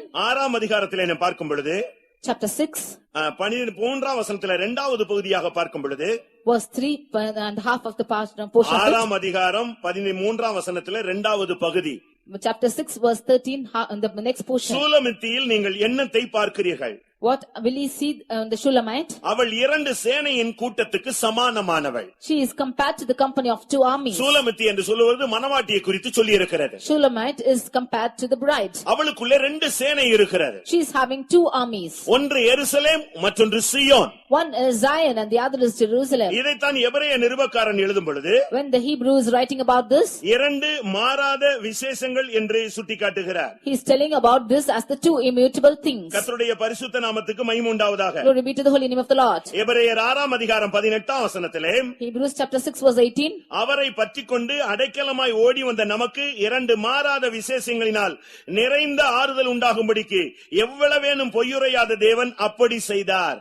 That by 2 immutable things in which it is impossible for God to lie, we might have a strong consolation who have fled for refuge to lay hold upon the hope or set before us. எருசலேம் மகாராஜாவின் நகரம், சீயோன் மகாராஜாவின் சிங்காசனம் இருக்கும் இடம்.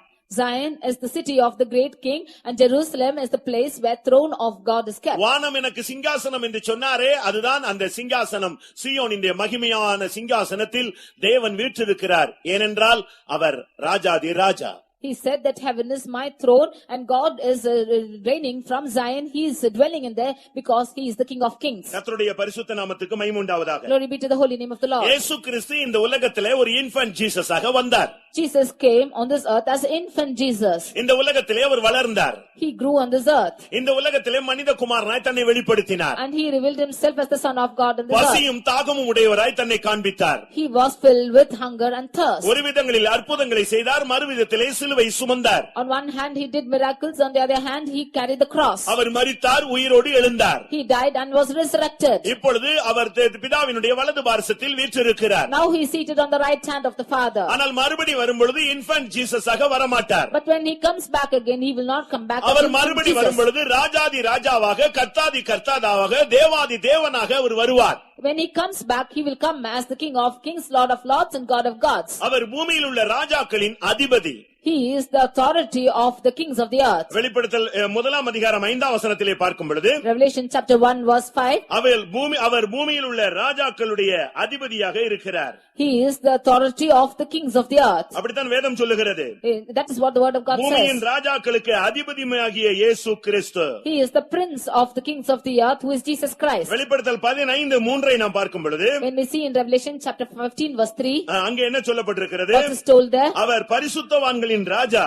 He is the king of the saints. கர்த்தருடைய பரிசுத்த நாமத்துக்கு மகிமை உண்டாவதாக. Glory be to the holy name of the Lord. 1 தீமோத்தேயு 1:17 பார்க்கும் பொழுது 1 Timothy 1:17, அங்கே என்ன சொல்லப்பட்டிருக்கிறது? what is told there? நித்தியமும் அழிவில்லாமையும் அதர்சனமும் உள்ள ராஜனாய் அவர் காணப்படுகிறார். He is the king eternal, immortal and invisible God. தாம் ஒருவரே ஞானமுள்ள தேவனாய் இருக்கிறார். He is only a wise God. 1 தீமோத்தேயு 6ஆம் அதிகாரம் 15-16 வசனங்களை பார்க்கும் பொழுது In 1 Timothy chapter 6 verses 15 and 16, அவரே நித்தியானந்தமுள்ள ஏக சக்கராதிபதி, ராஜாதி ராஜா, கர்த்தாதி கர்த்தர், ஒருவராய் சாவாமை உள்ளவர், சேரக்கூடாத ஒளியில் வாசம் பண்ணுகிறவர், மனுஷரில் ஒருவரும் கண்டிராதவரும் காணக்கூடாதவருமாய் இருக்கிறவர். in verses 15 and 16 we see that he is the only potentate, the King of Kings, the Lord of Lords, who only hath immortality, dwelling in the light which no man can approach to, whom no man hath seen nor can see. கர்த்தருடைய பரிசுத்த நாமத்துக்கு மகிமை உண்டாவதாக. Glory be to the holy name of the Lord. ஆனபடியால் இயேசு கிறிஸ்து இந்த உலகத்தில் வந்தார், அடிக்கப்பட்டார், நொறுக்கப்பட்டார், செத்து போய்விட்டார் என்று சொல்லாதீர்கள் பிரியமானவர்களே. அவர் மறுபடி ராஜாதி ராஜாவாக, நித்தியானந்த தேவனாக அவர் வரப்போகிறார். Therefore do not say that Jesus Christ came to this earth, he suffered and he died and is gone. He will come back as the immortal God, as a King of kings and Lord of lords to reign on earth. சங்கீதம் 95:3 நாம் பார்க்கும் பொழுது, When we read in Psalm 95 verse 3, கர்த்தரே மகாதேவனும் எல்லா தேவர்களுக்கும் மகாராஜனுமாய் இருக்கிறார். He himself is the God and God above all the kings. கர்த்தருடைய பரிசுத்த நாமத்துக்கு மகிமை உண்டாவதாக. Glory be to the holy name of the Lord. இந்த ராஜாதி ராஜாவினுடைய நகரம்தான் அந்த சீயோன். This city of the great king is this Zion. அவர் இருக்கிற வீற்றிருக்கிற அவருடைய சிங்காசனம் வீற்றிருக்கிற இடம்தான் இந்த சீயோன் மலை. The place of his throne is this Mount Jerusalem. அப்படினால்தான் அதுவே மகாராஜாவின் நகரம். This is the city of the great king. அதனால சீயோன் சொன்ன உடனே ஏதோ ஒரு இடம் நீங்க எடுத்துக் கொள்ள கூடாது. You should not think that Zion is some place. நித்தியத்திலே ஒரு மகா பெரிய சீயோன் இருக்கிறது.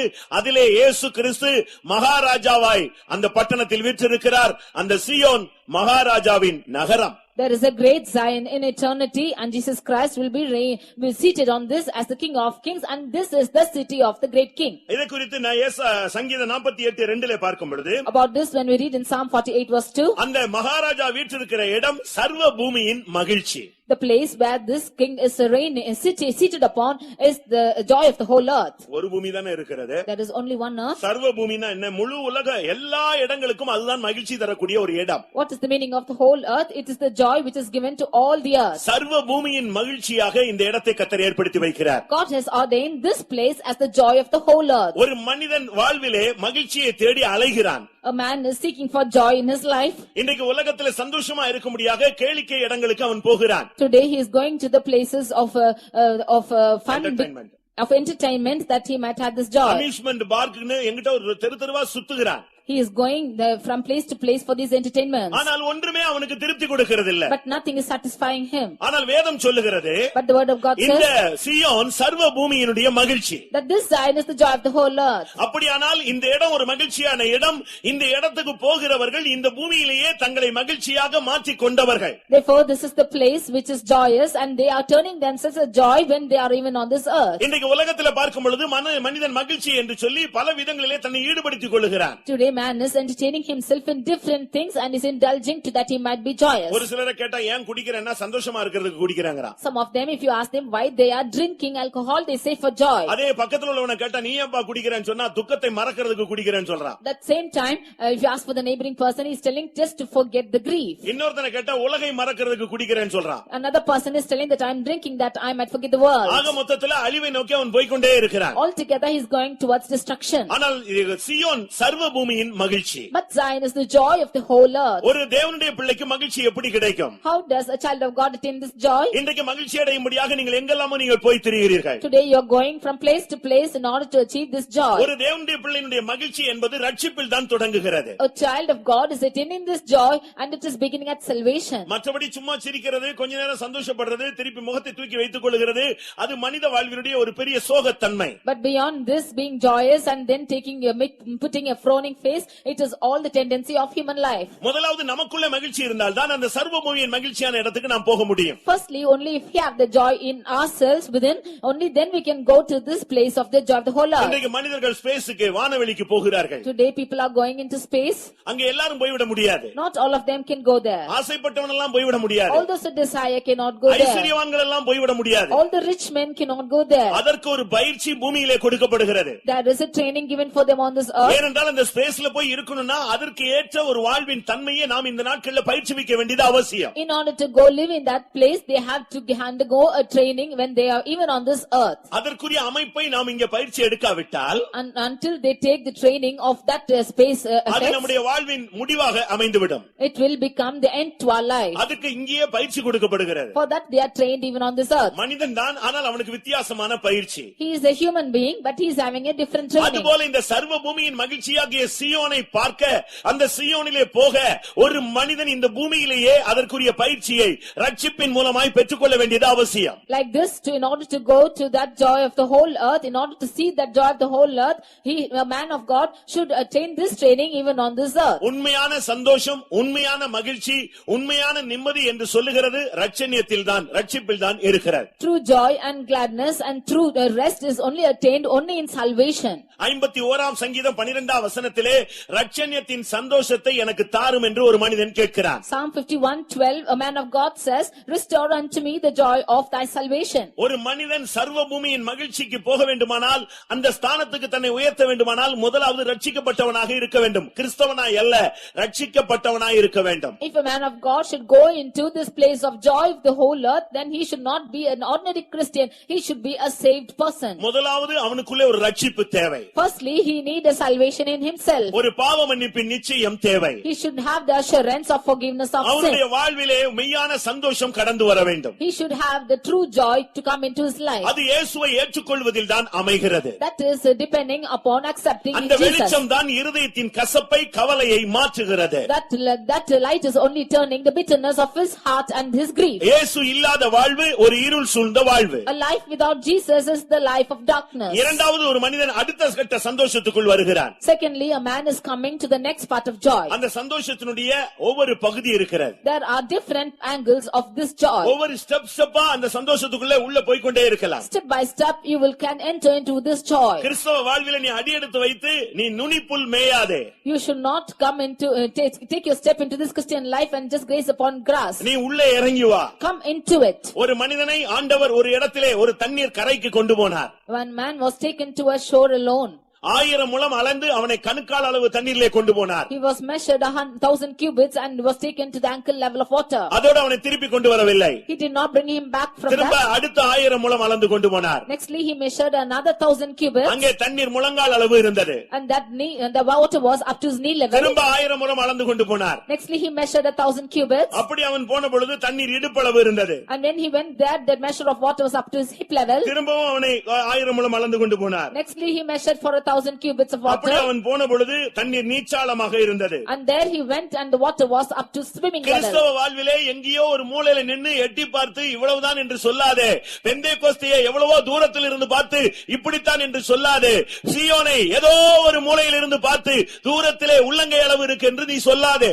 Don't stand in a corner of a Christian life and say that this life is somewhere far. Don't stand in a far of a place and say that this life of Zion is somewhere else and say that this measurement is somewhat. உன் கண்கள் திறந்தால் நலமாயிருக்கும். It will be good that if your eyes are open. கர்த்தருடைய பரிசுத்த நாமத்துக்கு மகிமை உண்டாவதாக. Glory be to the holy name of the Lord. இரண்டாவதாக அப்போஸ்தலர் 8:39 பார்க்கும் பொழுது, Secondly, when we read Acts 8:39, அங்கே ஞானஸ்தானத்தின் மூலமாக ஒரு மனிதன் அடுத்த சந்தோஷத்துக்குள் காலெடுத்து வைக்கிறான். there a man of God is entering into the next joy through the baptism of water. ஞானஸ்தானம் பெற்று அந்த கரையேறி அந்த எத்தியோப்பிய மந்திரி சந்தோஷத்தோடு தன் வழியே அவன் போனான். The Ethiopian minister, after rising up from this baptism of water, he went with joy. ஒரு மனிதன் சீயோனுக்கு எப்படி அடியெடுத்து வைக்க முடியும்? How can a man step to Zion? அவன் ரட்சிப்பில் வர வேண்டும், அடுத்த ஞானஸ்தானத்துக்குள்ளே வர வேண்டும். He should come into salvation and nextly into baptism. சீயோனும் எருசலேமும் இணைந்த தன்மை உள்ளது.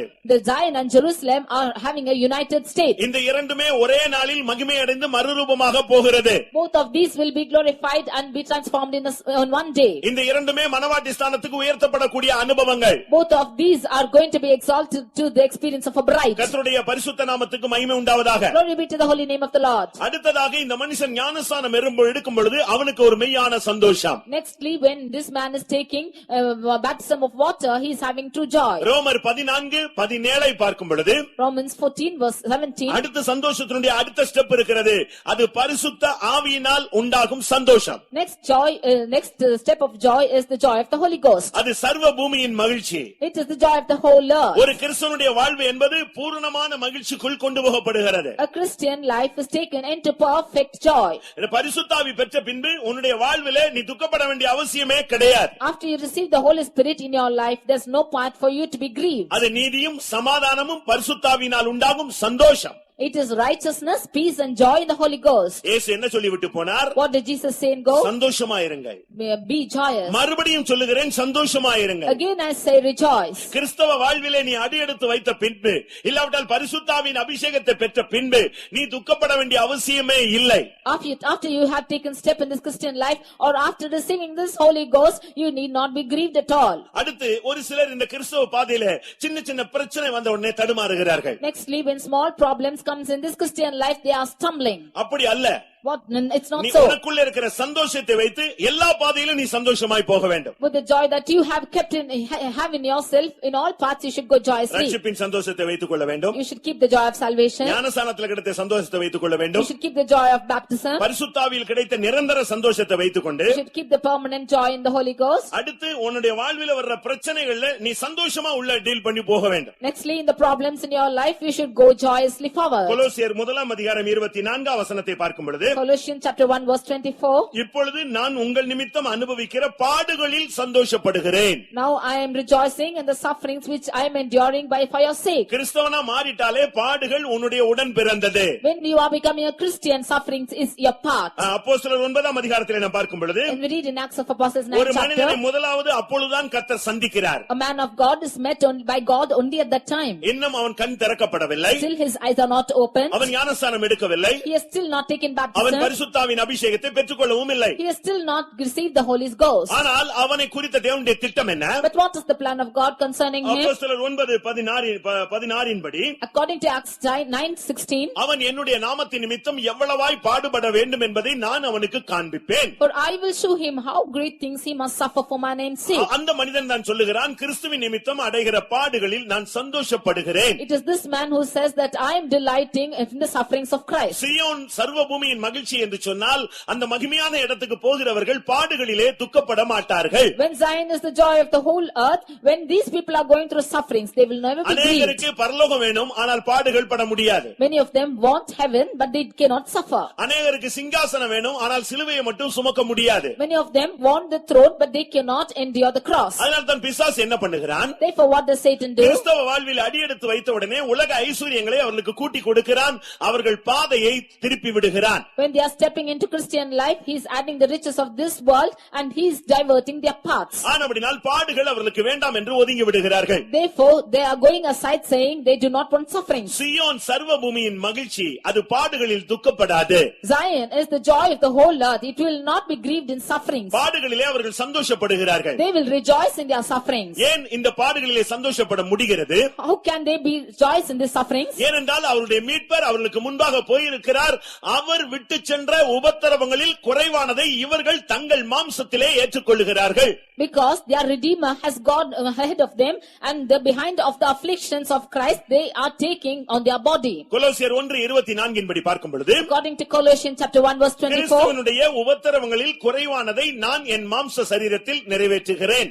I take behind the afflictions of Christ in the flesh for the body's sake. இயேசுவின் உபத்திரவத்திலே குறைவானதை நான் ஏற்றுக்கொள்கிறேன். இயேசுவோடு சேர்ந்து நான் சிலுவையை சுமக்கிறேன் என்று சொல்லுகிற மனுஷன் அழுது கொண்டு இயேசுவின் நிமித்தம் சிலுவை சுமக்க மாட்டான். The man of God who is he's saying, oh, I am carrying behind the afflictions of Christ, and he who is carrying the cross of Christ, he will not suffer with grief. சீயோனின் வாழ்க்கை என்பது ஒரு வித்தியாசமானது. The life of Zion is different. அது ஒரு விந்தையானது. It is full of மனிதர்களால் despise. புரிந்து கொள்ள முடியாத வினோதமானது. It is not to be understood by man. சீயோனின் வாழ்க்கை என்பது ஒரு மர்மம் நிறைந்தது. The life of Zion is full of questions.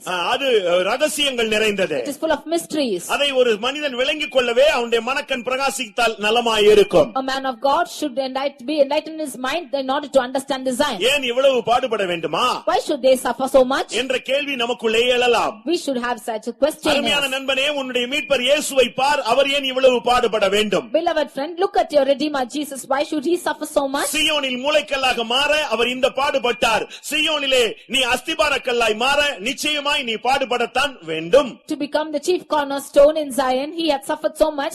In order to become the foundation stone of Zion, you also should suffer. இல்லாவிட்டால் சீயோனுடைய எல்லையை கூட நீ தொட முடியாது. Or you cannot even go to the borders of Zion. அதனால் தான் ஊழியர்கள் பாடுபட வேண்டும் என்பது அவருடைய வாழ்வின் ஒரு அங்கமாக அமைகிறது. Therefore it has become a part of the servants of God that they should suffer. அடுத்ததாக அப்போஸ்தலர் 5:41 நாம் பார்க்கும் பொழுது, Nextly Acts chapter 5 verse 41, அவருடைய நாமத்துக்காக தாங்கள் அவமானம் அடைவதற்கு பாத்திரமாக எண்ணப்பட்டபடினால் அவர்கள் சந்தோஷமாய் புறப்பட்டார்கள். They were rejoicing that they were counted worthy to suffer shame for his name. சீயோனுடைய அடுத்த தகுதி இல்லாவிட்டால் சர்வ பூமியின் மகிழ்ச்சியை பெற்றுக்கொள்ள வேண்டுமானால் அவமானப்பட நீங்கள் சந்தோஷமாய் ஏற்றுக்கொள்ள வேண்டும். The next worthiness of Zion, or to attain the joy of the whole earth, you should be happy to suffer shame for his name. ஒரு சிலருக்கு தங்களுடைய நேம் ஃபேம் எல்லாம் அடிபடுறதா ரொம்ப கஷ்டமாக இருக்கிறது. Some of them, when their name and fame are getting destroyed, they are finding difficult. அவங்களுடைய பேர் கெட்டு போச்சுன்னா அவங்க அவ்வளவுதான் செத்து போனது மாதிரி இருப்பாங்க. If their name is lost, they will be as though they dying. இந்த கௌரிமானுக்கு ஒரு முடி விழுந்துருச்சுன்னா உடனே அது செத்து போயிடுமா? For the deer, if the ஒரு அதுக்கு பேர் கௌரிமான்னு சொல்லுவாங்க. ஒரு முடி கீழ விழுந்துருச்சுன்னா அது தற்கொலை பண்ணி செத்து போயிடும் அது. For that part of deer, if the one hair is just falling off, it will go and suicide itself. ஆனா அப்படி அல்ல. But it's not so. இயேசு கிறிஸ்துவின் நிமித்தம் அவமானப்படுவதற்கு நமக்கு கொடுத்து வைக்கிறது. It is given for us that we should suffer shame for his name. அப்போஸ்தலனாகிய பவுலை ஒரு போர் சேவகன் 100க்கு அதிபதி அடித்தான். Apostle Paul was beaten by a centurion. அவன் அடித்து அவனை வேதனைப்படுத்தினான். He was beaten and he was suffering for that. கடைசியாக இவன் சொன்னான் ராயனை அடிக்கலாமான்னு கேட்டான். Finally he went and asked Caesar whether he could be beaten. உடனே அவன் கேட்டான், நீ ராயனா? பரவாயில்லையே, இந்த போஸ்டிங் நிமித்தம் உன்னை அடிக்கிறதுக்கு எனக்கு வாய்ப்பு கிடைத்ததுன்னு சொன்னான். Then he said, are you Caesar? Because of this posting it is given for me that I can beat you. அப்போஸ்தலர் 22ஆம் அதிகாரம் 28ஆம் வசனத்திலே நாம் பார்க்கலாம். Acts chapter 22 verse 28. அந்த சேனாபதி சொன்னான், நான் மிகுந்த திரவியத்தினாலே இந்த ஸ்லாக்கியத்தை சம்பாதித்தேன். That centurion said that because of this money I have attained this position. ஆனால் பவுல் என்ன சொன்னான் தெரியுமா? But what did Paul say? கிறிஸ்துவின் நிமித்தம் அடிக்கப்படுவதற்கு ஸ்லாக்கியம் உற்றவனாக நான் பிறந்திருக்கிறேன், ஆண்டவருக்காக அடிபடும்படியாகவே நான் பிறந்தேன் என்று சொன்னான். He said that I have been attained this worthiness that I might be beaten for the name of Christ. அதுதான் என்னுடைய ஸ்லாக்கியம். That is my worthiness. இயேசுவுக்காக பாடுபடுறதுக்கு தான் நாம் சீயோனில் பிறந்திருக்கிறோம். We have been born in Zion that we might suffer for Christ. கர்த்தருடைய பரிசுத்த நாமத்துக்கு மகிமை உண்டாவதாக. Glory be to the holy name of the Lord. கர்த்தருடைய பரிசுத்த நாமத்தை நாம் உயர்த்தும்படியாக நாம் இந்த நாட்களிலே ஆண்டவருக்காக பாடுபடும்படியாக அழைக்கப்பட்டிருக்கிறோம். We have been called that we might suffer for Christ and exalt the name of God. வாழ்க்கையிலே ஏன் பாடுகள் வேண்டாம், ஆண்டவரே இந்த பாடுகளை என்னை விட்டு எடுத்து போடும் என்றெல்லாம் நீங்கள் ஜெபிக்கவே கூடாது. Do not pray, Lord, why these sufferings in my life, you take away these sufferings. You should not pray like this. கிறிஸ்துவின் நிமித்தம் வருகிற பாடுகளில் சந்தோஷப்படுகிறேன், நிந்தைகள் அவமானங்கள் பலவீனங்களிலே நான் பிரியப்படுகிறேன் என்று பவுல் பேசுகிறார். Saint Paul speaks that I rejoice in the sufferings for Christ and I am rejoicing and in the to suffer shame for his name. அடுத்து இந்த பாதையிலே ஊழியத்திலே அவர்கள் சந்தோஷப்படுகிறார்கள். Nextly, in this path, in their ministry, they are rejoicing. அப்போஸ்தலர் 20ஆம் அதிகாரம் 24ஆம் வசனத்தை பார்க்கும் பொழுது, Acts chapter 20 verse 24. என் ஓட்டத்தை சந்தோஷத்தோடு முடிக்க கர்த்தரிடத்தில் பெற்ற ஊழியத்தை நான் நிறைவேற்ற வாஞ்சிக்கிறேன் என்று பவுல் பேசினார். Saint Paul speaks that I might finish my course with joy and the ministry, he says. சீயோனுக்கு போகிறவனுக்கு துக்கம் என்பது இருக்கவே கூடாது. அவன் டிக்ஷனரியில துக்கமே இருக்க கூடாது. Those who are going to Zion, in their dictionary, they should not have this grief at all. இயேசு கிறிஸ்து இந்த உலகத்திலே சிலுவை பாடுகள் படும்போது துக்கப்பட்டதாக இல்லை. When Jesus Christ endured the cross on this earth, he cannot see that he was with grief. அவர் சீயோன் மலையிலே மூலைக்கல்லாக இருக்கிறார். He is the cornerstone in Zion. எபிரேயர் 12:2 படி பார்க்கும் பொழுது, according to Hebrews 12:2, அவர் தமக்கு முன் வைத்திருந்த சந்தோஷத்தின் பொருட்டு அவமானத்தை எண்ணாமல் சிலுவையை சகித்து தேவனுடைய சிங்காசனத்தின் வலது வாரிசத்தில் வீற்றிருக்கிறார். who for the joy that was set before him endured the cross, despising the shame, and is set down at the right hand of the throne of God. அது ஆனபடியால் 3ஆம் வசனத்தில் என்ன சொல்லி இருக்கிறது? Therefore in verse 3 it is said, நீங்களும் சோர்ந்து போகாதபடிக்கு பாவிகளால் விரோதமாய் செய்யப்பட்ட விபரீதங்களை சகித்த அவரை நினைத்துக்கொண்டு முன்னேறி செல்லுங்கள். For consider him that endured such contradiction of sinners against himself, lest ye be wearied and faint in your minds. கர்த்தருடைய பரிசுத்த நாமத்துக்கு மகிமை உண்டாவதாக. Glory be to the holy name of the Lord. அது சர்வ பூமியின் மகிழ்ச்சி, மகாராஜாவின் நகரம். It is the joy of the whole earth, the city of the great king. எப்படி இந்த சீயோனுடைய மகிமையை ஒருவன் பெற்றுக்கொள்ள வேண்டுமானால் சந்தோஷத்தின் மூலமாகவே அதை பெற்றுக்கொள்ள இயலும். If a man of God should attain this glory of Zion, only through joy he can attain it. இந்த சீயோனை குறித்து 50ஆம் சங்கீதத்திலே சங்கீதக்காரன் என்ன பேசுகிறான்? About this Zion, what does psalmist speak in Psalm 50? 2ஆம் வசனத்திலே பூரண வடிவுள்ள சீயோனில் இருந்து தேவன் பிரகாசிக்கிறார். God is shining out of Zion. அதாவது பூரண வடிவுள்ள சீயோன். It is the perfect beauty of Zion. அதாவது வடிவு என்று சொல்லுகிறது நமக்கு தமிழ்ல என்ன வடிவுன்னா என்ன ஒரு பெயர் என்று நாம் நினைத்துக் கொள்வோம். If it is beauty, we call it as a name in Tamil. தமிழ்ல அந்த வடிவு இந்த வடிவு எல்லாம் பேர் வச்சிருப்பாங்க. Some of them will name like this in Tamil. இலங்கை தமிழ்ல பாத்தீங்கன்னா வடிவுன்னு சொன்னா அழகு. In this Sri Lankan Tamil, beauty அவங்க is the பேச word. ஆரம்பிச்சாங்கன்னா அந்த இடம் ரொம்ப வடிவா இருக்கு அப்படின்னா என்ன அர்த்தம்? அந்த இடம் ரொம்ப அழகா இருக்குன்னு அர்த்தம். They will say that that place is beautiful. பூரண அழகுள்ள சீயோனில் இருந்து கர்த்தர் பிரகாசிக்கிறார். Out of Zion, the perfection of beauty God had shined. அது எதை காண்பிக்கிறது? What does it show? சீயோன் மலையிலே ஆண்டவரோடு நிற்கிறவன் பூரண அழகுள்ளவனாக இருக்க வேண்டும். He who is standing with God on Mount Zion, he should be perfect in beauty. ஒன்று அவன் மகிழ்ச்சி உள்ளவனாக பாடுகளிலே வேதனைகளிலே சத்தியத்தின் மூலமாய் அவன் சந்தோஷத்தோடு முன்னேறி செல்லவனாய் இருக்க வேண்டும். One thing, he should be joyous in the midst of pains and enduring everything for the sake of truth. இரண்டாவது, அந்த சீயோனிலே ஆண்டவர் நிற்கிறார். அவர் வெண்மையும் சிவப்புமானவர், என் நேசர் 10,000ங்களிலும் சிறந்தவர் என்று சொல்லப்பட்டிருக்கிறது. Secondly, he is standing on Zion, he is white and ruddy, he is the beloved who is standing on Zion. வெண்மை அவருடைய பரிசுத்தத்தை காண்பிக்கிறது, சிவப்பு அவருடைய பாடுகளை காண்பிக்கிறது. White shows his holiness and red shows his sufferings. Our 10,000ங்களிலும் அழகுள்ளவர். He is fairer than 10,000. இங்கே சொல்லப்பட்டிருக்கிறது, Here it is said, சீயோன் அது பூரண வடிவு, பூரண அழகுள்ளது. Zion is perfect in beauty. அப்படியானால் சீயோனுக்கு போகிறவர்கள் பூரண அழகுள்ளவர்கள், அதாவது எழுத்தின்படியான அழகு அற்றவர்கள், ஆவிக்குரிய அழகு உள்ளவர்கள். Therefore, those who are going to Zion are perfect in beauty. They do not have this little beauty, but spiritual beauty. ஏன் பெந்தேகோஸ்தேக்காரர்கள் தங்களை அழகுபடுத்திக் கொள்வது இல்லை? Why are Pentecostal people do not adorn themselves? அவர்களுக்கு வசதி இல்லையா? Are they not having facilities? வாய்ப்புகள் இல்லையா? Do not they have வாழ opportunities? தகுதியற்றவர்களா? Or do not they have the worthiness to ஏன் live? இந்த ஊழியர்கள் மற்றவர்களைப் போல உடுத்திக் கொள்ளுகிறதில்லை? Why are the servants of God not adorning as the others? எல்லாவற்றையும் அனுபவிக்க எங்களுக்கு அதிகாரம் உண்டு, ஆனால் ஒன்றும் தகுதியா இராது என்று எங்களுடைய மூத்த அப்போஸ்தலன் பவுல் பேசியிருக்கிறார். Our chief apostle Paul is speaking that everything we can enjoy, but it is not worthy for us. அது எங்களுடைய வாழ்வுக்கும் இந்த பிரதிஷ்டைக்கும் இந்த சீயோனுடைய மகிமைக்கும் ஒத்தது அல்ல. For our life and consecration and for the glory of Zion, it will not coincide. ஏசாயா 53:2 படி, According to Isaiah 53 verse 2, அவருக்கு அழகும் இல்லை, அவருக்கு சௌந்தரியமும் இல்லை. he has no form nor comeliness. அவரை பார்க்க விரும்பத்தக்க ரூபம் இல்லை. He does not have the form that he might be looked upon. இங்கே உட்கார்ந்திருக்கிற ஊழியர்கள் விசுவாசிகளை ஒரு விசை நீங்கள் திரும்பி பார்த்தால், If you consider the believers and the people who are seated here, இவருடைய பழைய கோலங்கள் எப்படி இருந்தது, எவ்வளவு அழகாக இருந்தது என்று உங்களுக்கு தெரிந்திருக்கலாம். you would have known as to how beautiful and how they were earlier. ஆனால் இன்றைக்கு அவர்கள் வேறொரு ரூபத்திலே காட்சியளிக்கிறார்கள். But now they seem to be in a different state. அதனுடைய செயல் எப்படி வந்தது? How did this action come இந்த upon? உபதேசம், This doctrine. பிதாவுக்கு சமமாய் இருந்த இயேசு தன்னை அடிமையாக மாற்றினார். Jesus, who was equal with God the Father, became a slave to வெண்மையும் man. சிவப்புமானவர் அழகில்லாதவராய் மாறினார். He who was red and white, ruddy and white, he became without beauty. ஆனபடியால் புறம்பான அலங்கரிப்பு உங்களுக்கு அலங்காரமாய் இராமல், Therefore, let your external adorning be not your adorning, இருதயத்தில் மறைந்திருக்கிற குணமே உங்களுக்கு அலங்காரமாய் இருக்க கடவது. but the quiet spirit which is hidden in your heart, let it be your adorning. ஆனபடியால் அவரை பின்பற்றுகிறவர்கள் இந்த உலகத்திலே அழகும் சௌந்தரியமும் இல்லாதவர்களாக வாழ இந்த உபதேசம் போதிக்கிறது. Therefore, those who are following him, this doctrine is teaching them that they should not adorn themselves with the adorning of this world. நீதிமொழிகளிலே கடைசி அதிகாரத்தில் பார்க்கும் பொழுது, And we read in Proverbs last chapter, அழகும் வீண், சௌந்தரியம் வஞ்சனை உள்ளது. favor is deceitful and beauty is vain. கர்த்தரால் புகழப்படுகிற ஸ்திரீயோ அவளே மேன்மையுள்ளவள். But the woman that feareth the Lord, she shall be praised. கர்த்தருடைய பரிசுத்த நாமத்துக்கு மகிமை உண்டாவதாக. Glory be to the holy name of the Lord. அருமையானவர்களே, இந்த பூரண அழகு எதை காண்பிக்கிறது? Dear beloved, what does this perfection of beauty show? இதே சங்கீதக்காரன் பேசும் பொழுது, When the psalmist speaks about this, ராஜகுமாரத்தி உள்ளாக பூரண மகிமை உள்ளவள் என்று சொல்லுகிறார். the king's daughter is all glorious within. 45ஆம் சங்கீதம் 13ஆம் வசனத்திலே, Psalm 45 verse 13. ராஜகுமாரத்தி உள்ளாக பூரண மகிமை உள்ளவள், வெளியே அவளுக்கு அழகு கிடையாது. The king's daughter is all glorious within, she has no external beauty. சபை என்பது இந்த உலகத்தில் உள்ளதான எந்த விதமான அழகிலும் அலங்கரிக்கப்பட்டது அல்ல, அது கரைதிரை இல்லாத உள்ளான ஒரு பூரண மகிமையை வெளிப்படுத்துகிறது.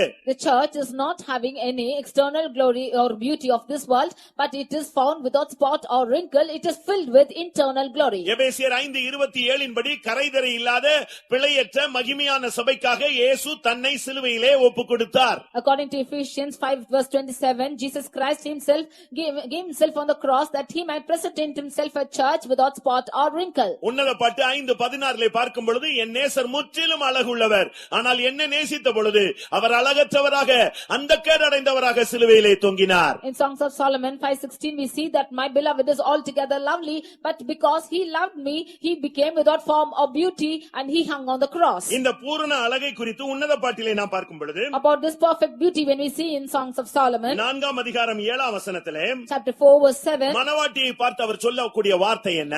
what is the word that he is telling concerning the bride? என் பிரியமே, நீ பூரண ரூபவதி, உன்னில் பழுது ஒன்றும் இல்லை. Thou art all fair, my love, there is no spot in thee. இது வெளியரங்கமான பூரண அழகும் அல்ல, பழுதற்ற நிலவரமும் அல்ல. This is not an external beauty or the spot which you see externally. இந்த பூரண ரூபம் இல்லாவிட்டால் பழுதற்ற தன்மை என்பது ஆவி ஆத்துமாவிலே நடைபெறுகிற ஒரு அனுபவம். This perfect beauty and this nature of without spot is found in the spirit and soul. உலகத்திலே பார்க்கும் பொழுது வேதத்தின் அடிப்படையிலே ராகேல் ஒரு அழகுள்ள ஸ்திரீயாக இருந்தாள். Under the aspect of the word of God, when we see in the worldly way, Rachel was beautiful. அதோனியா ஒரு பூரண அழகுள்ளவனாக இருந்தான். Adonijah was very beautiful. தீரு ராஜா முற்றிலும் பூரண அழகுள்ளவன் என்று எசேக்கியேல் 28 சொல்லி இருக்கிறது. In Ezekiel chapter 28 it is said that King Cyrus was so beautiful. இப்படி பலவிதமான அழகுகளை குறித்து வேதத்திலே நாம் பார்க்கலாம். We read of many beauties in the word of God. ஆனால் பூரண அழகு என்பது சியோனுக்கு போகிற ஒரு மனிதனுடைய பழுதற்ற வாழ்வை காண்பிக்கிறது. But the perfection of beauty shows of a life without spot of those who are going to Zion. உன்னில் பழுதொன்றும் இல்லை. There is no spot in thee. ஆண்டவர் உன்னை பார்த்து உனக்கு எந்த குறைவும் இல்லை என்று சொல்ல வேண்டும். உன்னுடைய வாழ்விலே பரிசுத்தத்தில் எந்த குறைவும், விசுவாசத்தில் எந்த குறைவும், தெய்வீகத்தில் எந்த குறைவும், அன்பில் எந்த குறைவும் இல்லை என்று உன்னை பார்த்து சொல்ல வேண்டும். God should look unto you and say that you have no spot in the love, in the faith, in the divinity, in your holiness. கர்த்தருடைய பரிசுத்த நாமத்துக்கு மகிமை உண்டாவதாக. Glory be to the holy name of the Lord. இந்த சீயோனில் தான் ஆண்டவராகிய இயேசு கிறிஸ்து ராஜாவாக அபிஷேகம் பண்ணப்பட்டிருக்கிறார். It is in this Zion that the Lord Jesus is ordained a king. சீயோனுக்கு ஒரு அபிஷேகம் இருக்கிறது. That is an anointing to Zion. அபிஷேகத்திலே பல வித்தியாசங்கள் உண்டு என்பதை நீங்கள் புரிந்து கொள்ள வேண்டும். You should understand that there are many differences even in anointing. பழைய ஏற்பாட்டிலேயே வித்தியாசத்தை நாம் பார்க்கலாம். We can see such differences of anointing in the Old Testament itself. எண்ணெயின் மூலமாக அபிஷேகம். By oil they are anointed. புது எண்ணெயினால் அபிஷேகம். By new oil they are anointed. அபிஷேக தைலத்தினால் அபிஷேகம். By the anointing oil they are anointed. பரிமள தைலத்தினால் அபிஷேகம். By the incense they are anointed. பரிசுத்த தைலத்தினால் அபிஷேகம். By the holy oil they are anointed. ஆனந்த தைலத்தினால் அபிஷேகம். By the oil of gladness they are anointed. இந்த ஒவ்வொரு அபிஷேகமும் ஒவ்வொரு விதங்களிலே செயலை அவனுக்குள்ளே கொண்டு வருகிறது. Each of this anointing will bring into them different works. அடுத்து ஒரு மனிதன் மேல் அபிஷேகம் வரும் பொழுது Nextly when the anointing comes upon a man, ஒருவன் ராஜாவாக மாறுகிறான். he is turned as a king. இன்னொரு மேல் அபிஷேகம் வரும் பொழுது When anointing comes upon அவன் another person, தீர்க்கதரிசியாய் he மாறுகிறான். is becoming a prophet. அதே அபிஷேக தைலம் இன்னொருவன் மேல் ஊற்றப்படும் பொழுது When the same anointing oil is poured upon another ஆசாரியனாக person, வருகிறான். he is coming as a priest. இப்படி ஒவ்வொருவருக்கும் ஒவ்வொரு விதங்களிலே கர்த்தர் அபிஷேகத்தை ஊற்றி அவர்களுடைய வாழ்வை மாற்றி காண்பித்தார். Like this, God is pouring his anointing upon different people and changing their lives. ஆனால் இதிலே விலையேற பெற்ற அபிஷேகம் என்பது சீயோனில் உள்ள அபிஷேகம். But precious anointing of all this is the Zion of the anointing of Zion. எருசலேம் ஒரு முதற் பலன். And Jerusalem is the first fruit. அதிலிருந்து வருகிற ஊழியர்கள் முதற் பலன்களில் முதற் பலன்கள். And the servants of God coming out of them are first fruits of the first fruits. அதிலிருந்து ஒரு விலையேற பெற்ற சீயோனின் அபிஷேகம் பெற்றவர்கள். And they have received a great anointing or precious anointing of Zion. இந்த அபிஷேகம் நம்மேல் இறங்கும் பொழுது When this anointing descends upon us, நம்முடைய வாழ்க்கை சீயோனாய் மாறுகிறது. our life is changed as Zion. அப்பொழுது நாமே சர்வ பூமியின் மகிழ்ச்சியாய் மாறுகிறோம். Then we become the joy of the whole earth. மகாராஜாவின் நகரமாய் மாறுகிறோம். We become the city of the great king. பூரண அழகுள்ளவர்களாய் மாறுகிறோம். We become perfect in beauty. கர்த்தருடைய பரிசுத்த நாமத்துக்கு மகிமை உண்டாவதாக. Glory be to the holy name of the Lord. அடுத்து இந்த சீயோனை அவன் பார்த்த பொழுது அது ஒரு மலையிலே பார்த்து சீயோனை மலையாக பார்த்தான். Nextly, he saw this Zion upon a mount. உபாகமம் 4:47 சீயோன் மலை என்ற வார்த்தை சொல்லப்பட்டிருக்கிறது. In Deuteronomy 4:47, we see of a word called Mount Zion. 133 சங்கீதம் 3 வசனத்திலே அபிஷேக தைலம் எர்மோன் மேலும் சீயோன் பர்வதங்கள் மேலும் வழிகிறது என்று சொல்லப்பட்டிருக்கிறது. In Psalm 133, we see that the anointing oil is poured upon this Zion and Mount Hermon. கர்த்தருடைய பரிசுத்த நாமத்துக்கு மகிமை உண்டாவதாக. Glory be to the holy name of the Lord. இந்த சீயோன் மலையிலே நாம் இந்த நாட்களிலே ஒரு மேன்மையான சத்தியத்தை நாம் புரிந்து கொள்ள வேண்டும். We should understand a greater truth in these days about this mountains of Zion. இந்த சீயோன் மலையில் தான் ஆட்டுக்குட்டியானவர் நிற்கிறார். And this lamb is standing upon Mount Zion. இவைகளை குறித்து நாம் நாளையிலே இருந்து நாம் தொடர போகிறோம். About this we can continue from tomorrow இந்த onwards. சீயோன் மலையாக அங்கே உருவகப்படுத்தி சொல்லப்பட்டிருக்கிறது. This Zion is figurated as a mountain. ஆண்டவராகிய இயேசு கிறிஸ்து இந்த உலகத்தில் இருக்கும் பொழுது அடிக்கடி அவர் மலையிலே ஏறி போனார். Jesus Christ, when he lived on this earth, he often ascended up the mountains. லூக்கா 6 அதிகாரம் 12 வசனத்திலும், Luke chapter 6 verse 12, mark 6:46 Mark 6 verse 46, யோவான் 6:15 John 6:15. இயேசு கிறிஸ்து மலைக்கு போய் அவர் ஜெபம் பண்ணினார் என்று சொல்லியிருக்கிறார். We see that Jesus Christ went up the mountain to pray. சீயோன் மலையிலே ஒரு மனிதன் போக வேண்டுமானால் அவன் ஜெப வாழ்விலே ஒரு உன்னதமான இடத்தை அவன் பெற்றிருக்க வேண்டியது அவசியம். If a man of God should go to this Mount Zion, he should have this, attain this prayer life and an experience which is higher. இல்லாவிட்டால் தேவனோடு அவன் வாசம் பண்ணக்கூடியவனாய் இருக்க வேண்டும். Or he should be a one who is residing with God. இயேசு தன்னை 12 சீஷர்களை தெரிந்து கொண்டு Jesus Christ chose 12 disciples. அவர்களை குறித்து அவர் சொன்ன வார்த்தை என்ன? About them, what is the word he said? இவர்கள் தன்னோடு கூட இருக்கவும், That they might be with him. அவர்களை அவர் தெரிந்து கொண்டதின் நோக்கத்தை அவர் தெளிவாக சொல்லுகிறார். He is clearly explaining about the purpose for which he has chosen them. இவர்கள் தன்னோடு கூட இருக்க வேண்டும். That they might be with him. அதுதான் அவருடைய திட்டமாக இருந்தது. That was his plan. அவர்கள் பிரசங்கம் பண்ண வேண்டும். They should preach with him.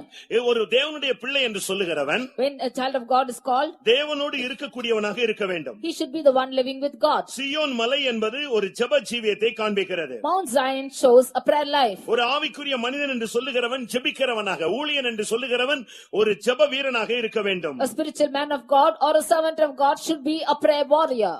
Mark எழுதின சுவிசேஷம் 3 அதிகாரத்தை நாம் பார்க்கும் பொழுது Mark chapter 3 14 வசனத்திலே verse 14. 12 பேரை தெரிந்து கொண்டு அவர்கள் தம்மோடு கூட இருக்கும்படியாக தெரிந்து கொண்டார். He ordained 12 that they should be with him. அப்படின்னா என்ன அர்த்தம்? That means what's the meaning? ஆண்டவரோடு இருப்பது என்பது ஜெப வாழ்வை காண்பிக்கிறது. To live with the Lord is showing prayer life. அப்போஸ்தலர் நடபடிகள் 6 அதிகாரத்தை பார்க்கும் பொழுது When we read in Acts of Apostles chapter 6, பந்தி விசாரிப்பில் பிரச்சனை வந்த பொழுது when there was a confusion in serving tables, அப்போஸ்தலர்கள் சொன்ன வார்த்தை என்ன? what was the word which the apostles said? நாங்கள் தேவனுடைய வசனத்தை போதியாமல் பந்தி விசாரணை செய்வது தகுதி அல்ல.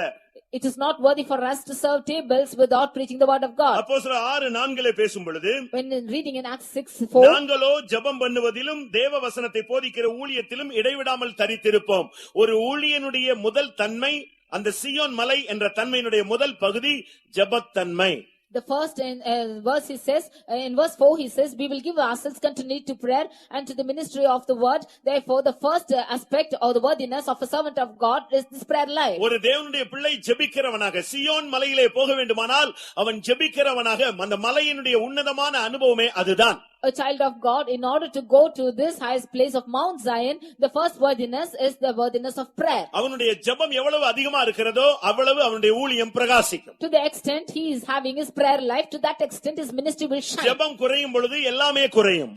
When his prayer is decreasing, everything will decrease. ஜெபம் கூடும் பொழுது எல்லாமே கூடும். When his prayer is increasing, everything will increase. வல்லமை கூடும், His power will increase. மகிமை கூடும், His glory will increase. பிரசங்கத்தினுடைய தூதனுடைய வெளிப்படுத்தல் கூடும், The revelation of his preaching will increase. பிசாசு ஓடும், And Satan will flee. அற்புதங்கள் நடக்கும். Miracles will take place. இவைகள் அனைத்துமே ஜெபத்தினுடைய அடிப்படையிலேயே அமைகிறது. All these are under the aspect of prayer.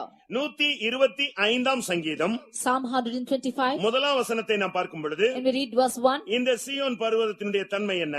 What is the tendency of this Mount Zion? அது அசையாமல் இருக்கிற நிலைத்திருக்கும் சீயோன் பர்வதம். It is a Mount Zion which cannot be removed. அது அசையாது. It will not be moved. அதுல அசையும் தன்மையே கிடையாது. There is no power of moving at all. வேதம் என்ன சொல்லுகிறது? What does the word of God say? நாம் அசைவில்லாத ராஜ்யத்தை பெறப்போகிறோம். We are going to inherit an immovable kingdom. நாம் அசைகிற ராஜ்யத்தை பெற்றுக்கொள்ளுகிறவர்கள் அல்ல. We are not the ones attaining a movable kingdom. எபிரேயர் 12 அதிகாரம் 28 வசனத்தை பார்க்கும் பொழுது Hebrews chapter 12 verse 28. அசைவில்லாத ராஜ்யத்தை பெறுகிறவர்களாகிய நாம் பயத்தோடும் பக்தியோடும் தேவனுக்கு பிரியமாய் ஆராதனை செய்யும்படி கிருபையை பற்றிக்கொள்ள கடவோம். We who are receiving a kingdom which cannot be moved, let us have grace whereby we may serve God acceptably with reverence and godly fear. சீயோனின் ஊழியன் என்று சொல்லுகிறவன் என்ன வந்தாலும் அசைக்கப்பட மாட்டான். The servant of God of Zion will never be moved whatever might come. நீ அசைந்தால் சீயோனுக்குரியவன் அல்ல. If you are moving or shaken, you are not for Zion. மாமிசம் உன்னை அசைக்க கூடாது. Flesh could not shake you. பணம் உன்னை அசைக்க கூடாது. Money should not shake you. உலக தொடர்புகள் உன்னை அசைக்க கூடாது. Contacts of this world should not shake you. போராட்டங்கள் உன்னை அசைக்க கூடாது. Troubles should not shake you. வியாதி உன்னை அசைக்க கூடாது. Sickness should not shake you. ஏனென்றால் உன்னுடைய அஸ்திபாரம் அவருடைய பர்வதங்களில், பரிசுத்த பர்வதங்களில் இருக்க வேண்டும். Because your foundation should be in his holy mountains. வேதம் என்ன சொல்லுகிறது? சொல்லுகிறது? What does the word of God say? 48ஆம் சங்கீதம் முதலாம் வசனத்திலே Psalm 48 verse 1. தமது பரிசுத்த பர்வதத்தில்தான் அவர் வீற்றிருக்கிறார், அங்கேதான் அவர் தங்கி இருக்கிறார். He is sitting and he is dwelling in his holy mountain. அவர் அங்கே இருக்கும் பொழுது உன்னுடைய அஸ்திபாரம் அங்கே இருக்க வேண்டும். When he is seated there, your foundation should be found in that place. நீ அசைக்கப்படாத ஒரு வாழ்க்கை வாழ வேண்டும். You should live a life which is immovable. அதனால்தான் ஊழியர்கள் எதையும் கண்டு அஞ்சுவதே இல்லை. Therefore servants of God will not be afraid of anything. என்ன வந்தாலும் அவர்கள் போய்க்கொண்டே இருப்பார்கள். Whatever might come, they will go forward. எவ்வளவு கஷ்டப்படணுமா? Should we suffer so much? எவ்வளவு வியாதிப்படணுமா? Should we be in sickness so எவ்வளவு much? பாடுகளை சந்திக்கணுமா? Should we go through so much of எவ்வளவு sufferings? பிரதிஷ்டை பண்ண வேண்டுமா? Should we consecrate so much? இவ்வளவு காரியங்களை வெறுக்க வேண்டுமா? Should we hate so much? இவ்வளவு காரியங்களை விட்டுவிட வேண்டுமா? Should we leave so much? இப்படி எல்லாம் இருக்க வேண்டுமா என்கிற கேள்வி பலருக்குள்ளே எழும்பலாம். இருக்கலாமா இருக்க முடியுமான்னு. Many of them might have this question which arising in them, can they be like this? Can we be like this? ஆனால் சியோன் என்பது அசையாத ஒரு பர்வதம். But Zion is an immovable mountain. என்றென்றைக்கும் அசையாமல் நிலைத்திருக்கும் Zion Parvatham. It is Mount Zion which shall not be removed. கர்த்தருடைய பரிசுத்த நாமத்துக்கு மகிமை உண்டாவதாக. Glory be to the holy name of the Lord. அடுத்து மலை என்று சொல்லுவது வெளியரங்கமான ஒரு தன்மை உள்ளது. Nextly, mountain has an external experience. மத்தேயு 5ஆம் அதிகாரத்தை நாம் பார்க்கும் பொழுது When we read in Matthew's Gospel chapter 5, 14ஆம் வசனம் என்ன சொல்லுகிறது? verse 14, what does it say? மலையின் மேல் இருக்கிற ஒரு பட்டணம் மறைந்திருக்க மாட்டாது. The city on the hill will not be hidden. ஒரு ஊழியனுடைய வாழ்க்கை அந்தரங்கமாக இருக்கக்கூடாது, அது வெளியரங்கமான ஒரு வாழ்வு. A life of the servant of God is not a secret life, but it is an open life. அவனை பார்த்தால் அவனுடைய ஜெப ஜீவியத்தை பார்க்கலாம். When you can see him, you can see his prayer life. அவனுடைய சுபாவங்களை பார்க்கலாம். His characters can be seen. அவனுடைய டிரெஸ்ல அவனுடைய பிரதிஷ்டையை பார்க்கலாம். In his dressing, you can see his consecration. அவனுடைய வாழ்வின் தன்மையிலே அவனுடைய பிரதிஷ்டையை பார்க்கலாம். In his lifestyle, you can see his consecration. அவனுடைய ஒவ்வொரு ஊழியத்தின் அடிப்படையிலும் அவன் போகிற சீயோனை பார்க்கலாம். In every aspect of his life, you can see the Zion which is going to. கர்த்தருடைய பரிசுத்த நாமத்துக்கு மகிமை உண்டாவதாக. Glory be to the holy name of the Lord. இந்த சீயோன் சர்வ பூமியின் மகிழ்ச்சி. This Zion is the joy of the whole world. அது மகாராஜாவின் நகரம். That is the city of the great king. அது பூரண வடிவுள்ளது. That is perfect in beauty. அது ஒரு மலை, உன்னதமான வாழ்வு உள்ளது. That is a mountain having an exalted life. கர்த்தருடைய பரிசுத்த நாமத்துக்கு மகிமை உண்டாவதாக. Glory be to the holy name of the Lord. இயேசு இப்படி அடிக்கடி மலை ஏறி ஜெபம் பண்ணினபடியால் தான் தம்முடைய சீசர்கள் அந்த நடுக்கடலில் தவிப்பதை கண்டு நடுக்கடலில் நடந்து சென்று அவருடைய பிரச்சனைகளில் அவர்களுக்கு உதவி செய்ய முடிந்தது. Because Jesus rose up the mountain often to pray, he could understand the problems when his disciples were going in the ship and when they were drowning. கர்த்தருடைய பரிசுத்த நாமத்துக்கு மகிமை உண்டாவதாக. Glory be to the holy name of the Lord. அருமையான தேவனுடைய பிள்ளைகளே, Beloved children of God, ஆதியாகமத்திலிருந்து நாம் முடிவு வரை பார்க்கும் பொழுது இந்த சீயோனுடைய பல்வேறு கட்டங்கள் சொல்லப்பட்டிருக்கிறது. even from Genesis even until the end of this word of God, we can see many portions of the Zion. ஒரு ஆவிக்குரிய தேவனுடைய பிள்ளையினுடைய பூரணமான இலக்கு என்று சொன்னால் அது சீயோனாகவே காணப்படும். The perfect mark of a spiritual child of God should be only Zion. வேதம் என்ன சொல்லுகிறது? What does the word of God say? இந்த சீயோன் சர்வ பூமியின் மகிழ்ச்சி. This Zion is the joy of the whole earth. மகாராஜாவின் நகரம். It's the city of the great இது king. பூரண அழகுள்ளது. It is perfect in beauty. இந்த இடத்தை தான் தேவன் தன்னுடைய வாசஸ்தலமாய் வைத்திருந்தார். இதை நான் விரும்பினேன், இங்கே நான் வாசம் பண்ணுவேன். It is this place that God decided for his habitation. He decided in it and he dwelt in it. நான் இங்கேயே தங்கி இருப்பேன். I will dwell in this. 132ஆம் சங்கீதம் 13 14 நாம் இதை பார்க்க முடியும். Psalm 132 verses 13 and 14 we can see கர்த்தர் this. சீயோனை தெரிந்து கொண்டு அது தமக்கு வாசஸ்தலமாகும்படி விரும்பினார். The Lord had chosen Zion and decided for his habitation. இது என்றென்றைக்கும் நான் தங்கும் இடம், இதை நான் விரும்பினபடினால் இங்கே வாசம் பண்ணுவேன். This is my rest forever. Here will I dwell, for I have desired it. கர்த்தருடைய பரிசுத்த நாமத்துக்கு மகிமை உண்டாவதாக. Glory be to the holy name of the Lord. அருமையான இந்த சீயோன் ஒரு வர்ணிக்க முடியாத ஒரு இடம். அதை குறித்து நாம் வருகிற நாட்களில் இன்னும் ஆழமாய் பார்க்கலாம். Dear beloved, this is Zion which cannot be explained by words. We can read of this deeply in days to come. அந்த சீயோன் மலையில் தான் ஆட்டுக்குட்டியானவர் நின்றார். It is on this Mount Zion that the Lamb stood. அங்கே ஒரு கூட்டம் நின்றது, 144,000 பேர். There was one group standing with him, that is 1,44,000. இவர்கள் யார்? இவர் வாழ்வின் அடிப்படை தன்மை என்ன? பின்னாட்களில் நாம் சிந்திக்கலாம். Who are these and what are the basis of their life that we can concentrate in days to come? அருமையான தேவனுடைய பிள்ளையே, Beloved child of God, உன்னுடைய வாழ்வில் நீ எந்த பகுதியில் இருக்கிறாய்? in which angle of your part of your life are you found? உன்னுடைய இலக்கு எதுவாக இருக்கிறது? What is your mark? எழுத்தின் பிரகாரமாக ஒரு சீயோன், A little Zion. ஒரு எழுத்தின் பிரகாரமான ஒரு கோட்டை, ஒரு மலை. A little fort and mountain on earthly way. நாம் அதுக்காக இந்த பூலோகத்திலே தேர்ந்தெடுக்கப்பட்டவர்கள் அல்ல. We are not chosen for those places. எந்த சீயோனுக்காக இயேசு மூலைக்கல்லாய் மாறினாரோ அந்த சீயோனுக்காக நாம் பயணப்படுகிறோம். For whichever Zion Jesus became the cornerstone, to that Zion we are going forward. இந்த மாலை வேளையிலே உன்னுடைய வேதனை என்ன? This evening, what is your pain? உன்னுடைய போராட்டம் என்ன? What is your struggle? உன்னுடைய வாழ்வின் பாதைகளில் உள்ள நெருக்கம் என்ன? What are the distresses in your paths you're going நீங்கள் through? எதை குறித்தும் கவலைப்பட வேண்டாம். You need not be worried of anything. சீயோனில் ராஜாவாக அவர் அபிஷேகம் பண்ணப்பட்டிருக்கிறார். He has been anointed as king in Zion. அப்படினா என்ன அர்த்தம்? But what's the meaning of உன்னுடைய it? வாழ்வில் அவர்தான் ராஜா. He is the king in your life. Our பரிசுத்தவான்களின் Raja. He is the king of the saints. அதர்சனமான Rajan. He is an invisible king. அவரை ஆராதிக்கிற உனக்கு நீ தோல்வியே கிடையாது. அவர் உன் வாழ்வில் எல்லாவற்றிலும் ஆளுகை செய்கிறார். You who are worshipping him, there is no failure in your life at all, for he is reigning in all parts of your life. இந்த மாலை வேளையில் நீங்கள் எந்த நிலவரத்தில் வந்திருந்தாலும் கர்த்தரை நோக்கி பார்த்து முழங்கால் படியிடுங்கள். This evening, whatever situation you have, come to his presence, you look unto the Lord and kneel down. இன்றைக்கு இந்த கூட்டத்துக்கு வந்தவர்களுக்கு கொடுக்கக்கூடிய வாக்குத்தத்தம் என்ன? Today, what is the promise to the people who have come to his presence? அந்த வசனத்தை மட்டும் வாசிச்சு நம்ம முடிக்கலாமே. Let us read that verse and finish. இந்த கூட்டத்துக்கு இரண்டாவது நாள் கூட்டத்துக்கு வந்தவர்களுக்கு And to those who have come for the second day's meeting, ஏசாயா 51 Isaiah chapter 51, மூணாம் வசனத்தை நாம் பார்க்கும் பொழுது verse 3. சீயோனுக்கு அவர் செய்கிற ஒரு காரியம் என்ன? What is the thing that he is doing to Zion? கர்த்தர் சீயோனுக்கு ஆறுதல் செய்வார். அவர் அதன் பாழான ஸ்தலங்களை எல்லாம் தேர்தல் அடைய செய்து அதன் வனாந்தரத்தை ஏதேனை போலவும் அதன் அவாந்தர வெளியை கர்த்தரின் தோட்டத்தை போலவும் ஆக்குவார். சந்தோஷமும் மகிழ்ச்சியும் துதியும் கீத சத்தமும் அதில் உண்டாயிருக்கும். கர்த்தருடைய பரிசுத்த நாமத்துக்கு மகிமை உண்டாவதாக. Glory be to the holy name of the Lord. எல்லாரும் கண்களை மூடி முழங்கால் படியிடுவோம். Let us all close our eyes and kneel down. நீங்கள் இந்த கூட்டம் முடிந்து போக போகிறீர்கள். இந்த வசனம் உங்களுக்குரியது. You are going to finish this meeting and going back, and this verse is belonging to you. யாராக இருந்தாலும் Whoever it is, முடிந்த அளவு கண்களை மூடி முழங்கால் படியிடுங்கள். கர்த்தர் உனக்கு ஆறுதல் செய்வார். as much as possible, close your eyes and kneel down, for the Lord shall comfort you. உன்னுடைய வாழ்வின் பாழான ஸ்தலங்களை அவர் தேர்தல் அடைய செய்வார். He will comfort all your waste places in your life. உன் வாழ்வின் வனாந்தரத்தை ஏதேனை போல மாற்றுவார். He will change the wilderness of your life like Eden. உன் வாழ்வின் அவாந்தரத்தை கர்த்தரின் தோட்டத்தை போல மாற்றுவார். He will change the desert parts of your life like the garden of the Lord. சந்தோஷம், மகிழ்ச்சி, துதி, கீத சத்தம் உன்னில் உண்டாக்க போகிறார். Joy and gladness, thanksgiving and voice of melody will he cause in you. இந்த கூட்டத்துக்கு போனே உனக்கு என்ன கிடைச்சதுன்னா எனக்கு 5 காரியம் கிடைச்சதுன்னு சொல்லுங்க. When they ask you what you have attained going to this meeting, you should say you have received these 5 things. கண்களை மூடுவோம். Let's all close our eyes. இந்த வேத வசனம் இப்பொழுது அபிஷேகத்தின் மூலமாய் உனக்குள்ளே அது நிறைவேற்றப்பட போகிறது. This word of God is going to be fulfilled in your life through anointing. அந்த 144,000 பேர் மேல் முத்திரை போடப்பட்டது போல இன்னொரு 144,000 பேர் மேல் எழுதினது போல் நாம நெற்றியிலே எழுதப்பட்டது போல இன்னைக்கு கர்த்தர் உனக்கு இந்த வாக்குத்தத்தத்தை உனக்காக எழுதுகிறார். As the seal was put upon 144,000 people, and as the name of the fathers was written upon the foreheads of another one group of 144,000, today the Lord is going to write upon you. ஒரு 5 நிமிஷம் கண்களை திறக்காதீங்க. For 5 minutes, don't open your eyes. 5 நிமிடம் இந்த 5 வார்த்தைகள் உனக்குள்ள நிறைவேறட்டும். In these 5 minutes, let these 5 words come into your life. எந்த துக்கத்தில் இருந்தாலும் கர்த்தர் சீயோனுக்கு ஆறுதல் செய்வார். Whatever grief you might be in, the Lord shall comfort Zion. எத்தனை பேர் விசுவாசிக்கிறீர்கள்? How many of you believe this? எந்த துக்கமா இருந்தாலும் எந்த வேதனையா இருந்தாலும் கர்த்தர் உன்னுடைய பிரச்சனைகளை அவர் அறிந்திருக்கிறார்.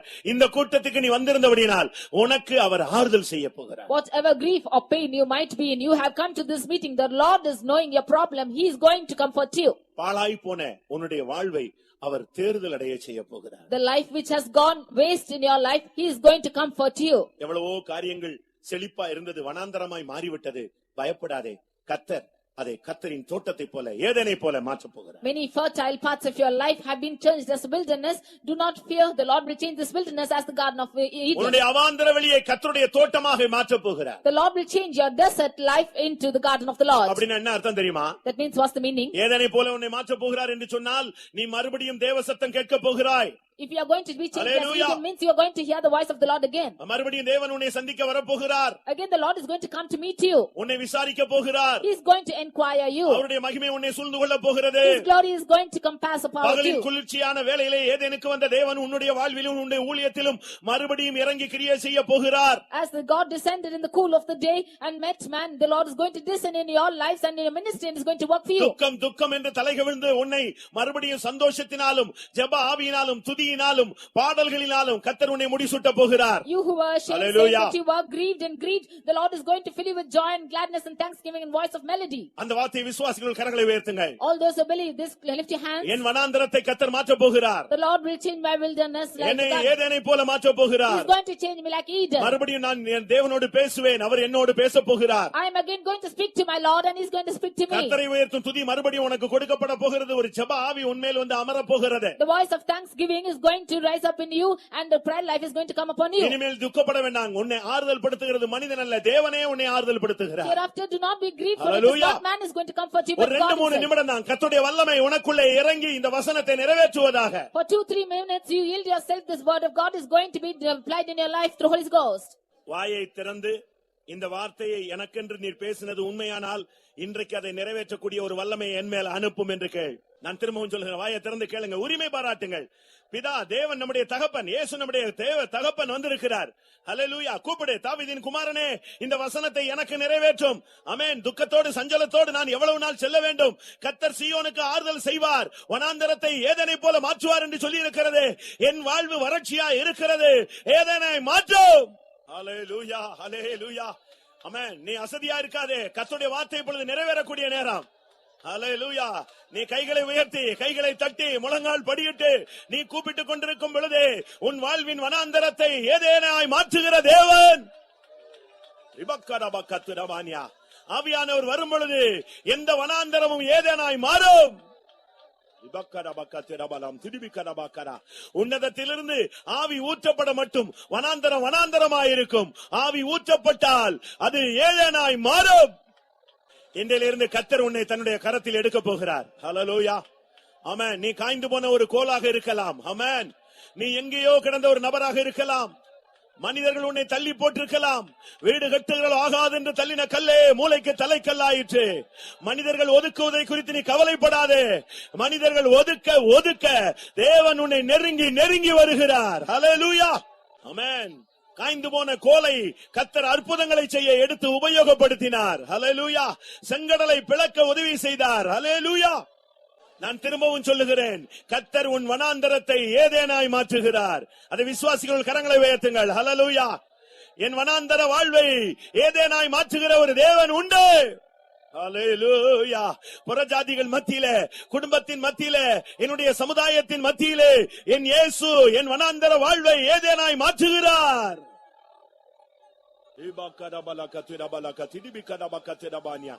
ஹல்லேலூயா, ஹல்லேலூயா, ஹல்லேலூயா, ஹல்லேலூயா, ஹல்லேலூயா. கவலைப்படாதே, பயப்படாதே. தாயின் கருவிலிருந்து உன்னை காப்பாற்றி வந்த தேவன். ஹல்லேலூயா. இதுவரை வந்த எல்லா பொல்லாப்பிலும் உன்னை விலக்கின தேவன். எதற்காக உன்னை பாதுகாத்தார் என்று உனக்கு தெரியாது. ஆனால் உன்னை வனாந்தரத்தை ஏதேனாய் மாற்றும்படியாகவே உன்னை பாதுகாத்து வந்தார். அவரால் முடியாதது ஒன்றுமில்லை. உன் வாழ்வில் எதெல்லாம் முடியாது என்று பிசாசு சொன்னானோ, எதெல்லாம் முடியாது என்று மருத்துவர் சொன்னாரோ, எதெல்லாம் முடியாது என்று உன்னுடைய அறிவும் அனுபவமும் சொன்னதோ அதை கர்த்தர் மாற்றி தரப்போகிறார். ஹல்லேலூயா. ஆமென். ஹல்லேலூயா, ஹல்லேலூயா.